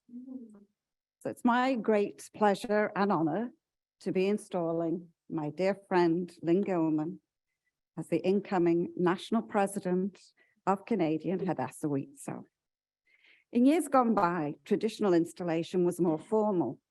The installer would read out a prepared script of what was expected of the president's role, and all those formalities, thankfully, are now in the past. And I am perfectly sure that Lynn knows all the duties that are expected of her in the coming years. So I planned to spend my few minutes here just to tell you a little bit more about Lynn, some of which you've heard today, some of which you haven't. Especially due to the pandemic, even the board of directors hasn't met in person. So it's been hard for anybody to really get to know Lynn personally. Lynn and I met several decades ago. I'm surprised you guys are actually volunteering with 40. Okay, it's 40 years ago through CHW in Ottawa. And we've worked on more projects together than I can count. One of our favorites was making dozens and dozens of blintzes to sell at the bazaar. We've also worked together on other charitable endeavors. We worked together for the Variety Club of Ottawa, where we successfully co-chaired huge galas and large-scale brunches, and we raised thousands of dollars to open a drug and alcohol youth treatment center in Ottawa. We introduced our husbands to each other, who immediately got on well, and the four of us have been friends ever since. We have vacationed together, celebrated happy milestones, and supported each other through the ups and downs that life has thrown our way. As you've heard, she was born in Sherbrooke, Quebec, moved to Montreal to attend high school, and then she came to Ottawa to go to university. She's worked in the high-tech sector since then, and you heard she was a top salesperson in her international corporation. Unfortunately, supply chain issues for the things she sold, which I never really understood, but I know at least one of them is semiconductors. It meant the stress level of her job just got ridiculous. Her clients were so frustrated because they couldn't get the parts they needed. They were locked up on ships or in China. And in the end, she was no longer enjoying her job. So she retired in the spring of this year. It goes to show, though, how highly valued she was by her company. They have asked her more than once to come back, but she has declined. Now, most people, when they retire, they relax for a while. Not Lynn. She has moved on to several new challenges. Firstly, she became a farmer. Yes, you heard me, a farmer. She has had an enormous enclosure built in her backyard with many raised beds. It's all lit up. It's quite amazing. And she grows every conceivable variety of vegetables and herbs, which thankfully she shares with her friends. But growing season was coming to an end, so Lynn decided it's time to add something else new. Lynn is now learning Italian. She goes every weekend to her class, and there she goes during the week. She goes, I gotta get off the phone, gotta do my homework. And of course, she's taking on her biggest challenge that will definitely keep her busy, and that's taking on the leadership of CHW. Lynn has all the credentials needed for this position. She has many years of experience at all levels of the organization. She's passionate about our projects and the great things that the organization achieves. She's well organized, she's dedicated, and she's a very, very hard worker. She tells a great story, and the more she sees her audience enjoy it, the more she embellishes. So look forward to some good stories. She also writes much better speeches than me, so I'm glad she's speaking after me. She is a great wife, mother, mother-in-law, and a wonderful grandmother to her beautiful granddaughter, Maya. I love Maya as if she was my little granddaughter too, but sadly she prefers my dog to me. So she sounds perfect, you say? Well, not completely, let me tell you. Oh, pooh, I left that sheet in Ottawa. But seriously, Lynn, I hope your term as president brings you much nachas. CHW is very lucky to have you step into this leadership role. Your Ottawa chapter Ottawa chapter have been making donations in your honor. And you will realize in a moment why when you were visiting the other day, I was trying to find out which of the projects is closest to your heart. So it's my pleasure to officially install you as National President of CHW for 2022 to 2024 and present you with this certificate in support of Nahalal from all of us in Ottawa. Matzah.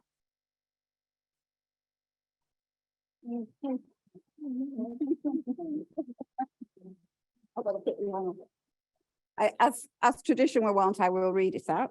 It says Canadian Hadassah-WIZO gratefully acknowledges a generous gift in support of at-risk Israeli youth at Nahalal Children and Youth Village in Israel in honor of Lynn Gilman. Mazel tov on your installation as CHW National President. We are immensely proud of you and this achievement and wish you every success during your term. CHW Ottawa Centre. Thank you.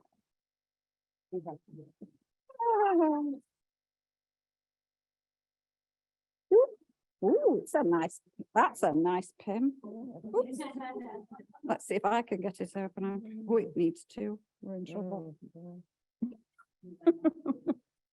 Lisa.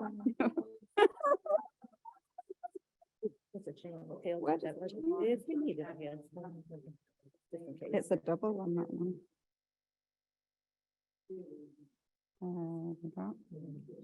Which side do you want? Over your heart. No.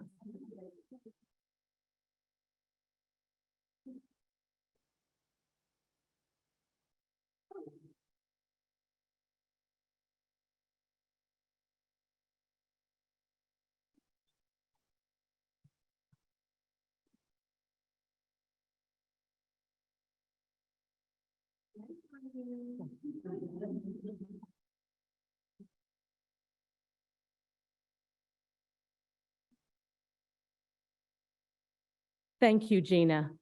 It means a lot to me to have you here today. You were my very first friend I met at CHW 40 years ago. Through the years, we have become very good friends.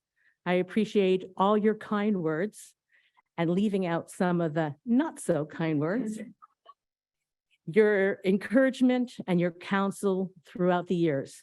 I could not have imagined today without you. My dear friends, fellow supporters, and family, thank you all for being here, or for tuning in on Zoom, or for watching the recording later on. I stand here as the 26th National President of CHW, which is now completing its 105th year. The honor and gratefulness and appreciation is not lost on me. I am overwhelmed, and I understand the magnitude of such an accomplishment. And for those 45 and under, I understand the assignment. I want to thank all the past national presidents who have taken on this role before me and who have worked so hard to ensure the strength and vibrancy of the organization.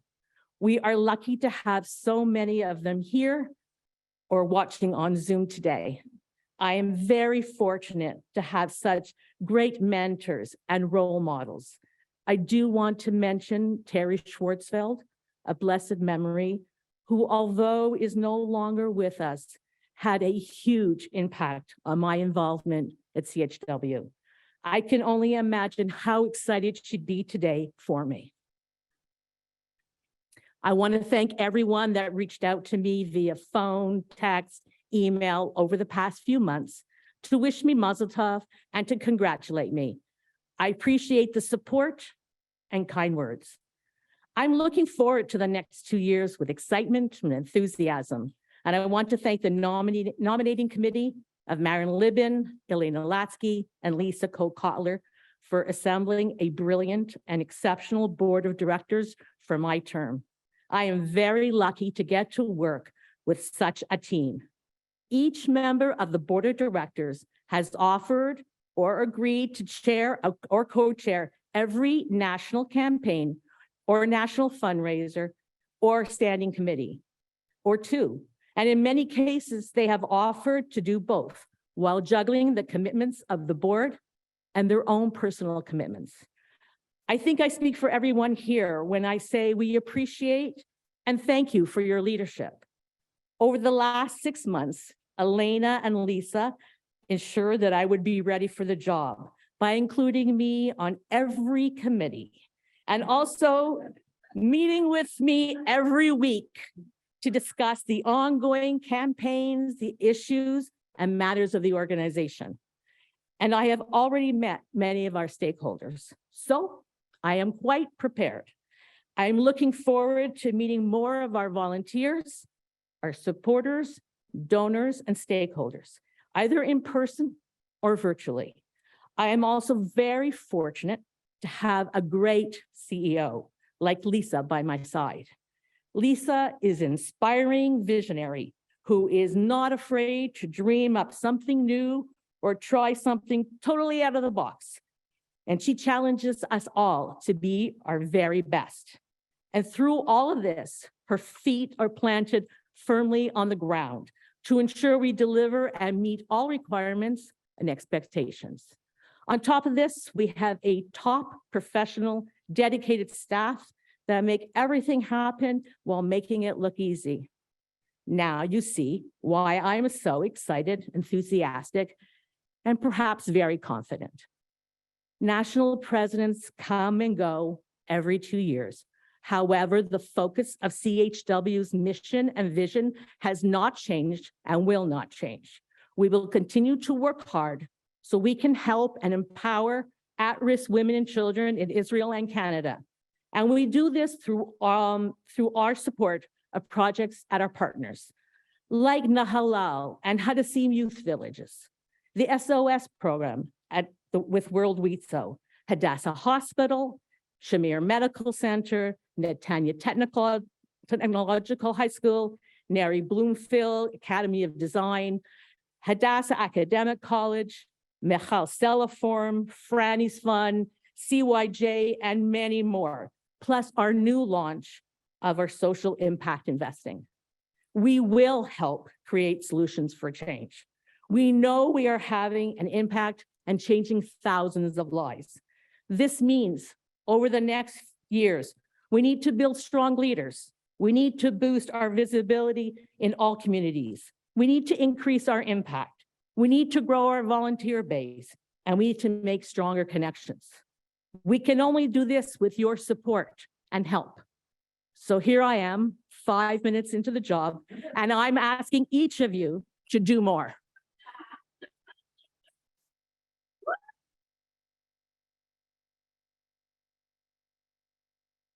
Get more involved in your city center or your chapter. Join a campaign committee. Join a fundraiser committee.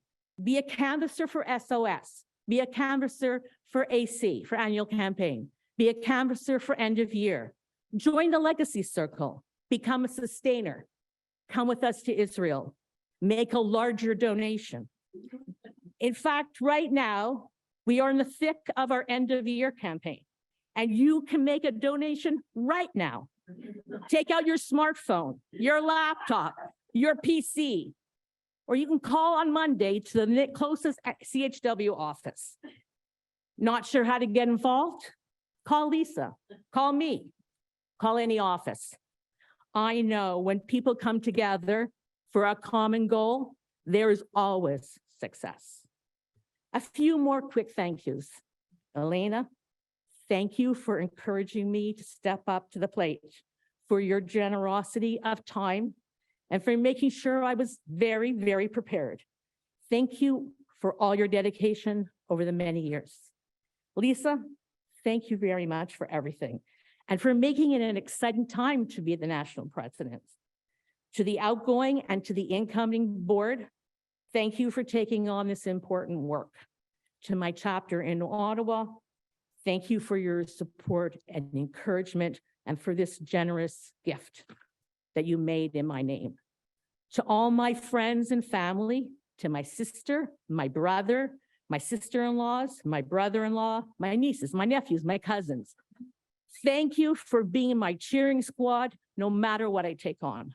And to my husband, Bobby, my daughter, Kira, and my son-in-law, Doug, thank you for always being there, even when you were voluntold. And my sweet little granddaughter, Maya, who's probably just waking up from her nap. I hope that through my actions, I will instill a love of CHW and Israel, and I will be a good example of Tikkun Olam and tzedakah for you.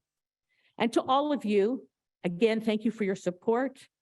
Please know my virtual door or phone is always open, and I look forward to meeting and working with you. And now, for my very first job, I need to make a motion to adjourn today's AGM. May I have a seconder? Barb Rosenstein, thank you. And do I have any discussion? Any opposition? I didn't think so. Any abstentions? All in favor for the new board? The motion is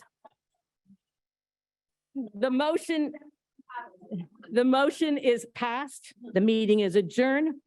Thank you and enjoy the rest of the weekend.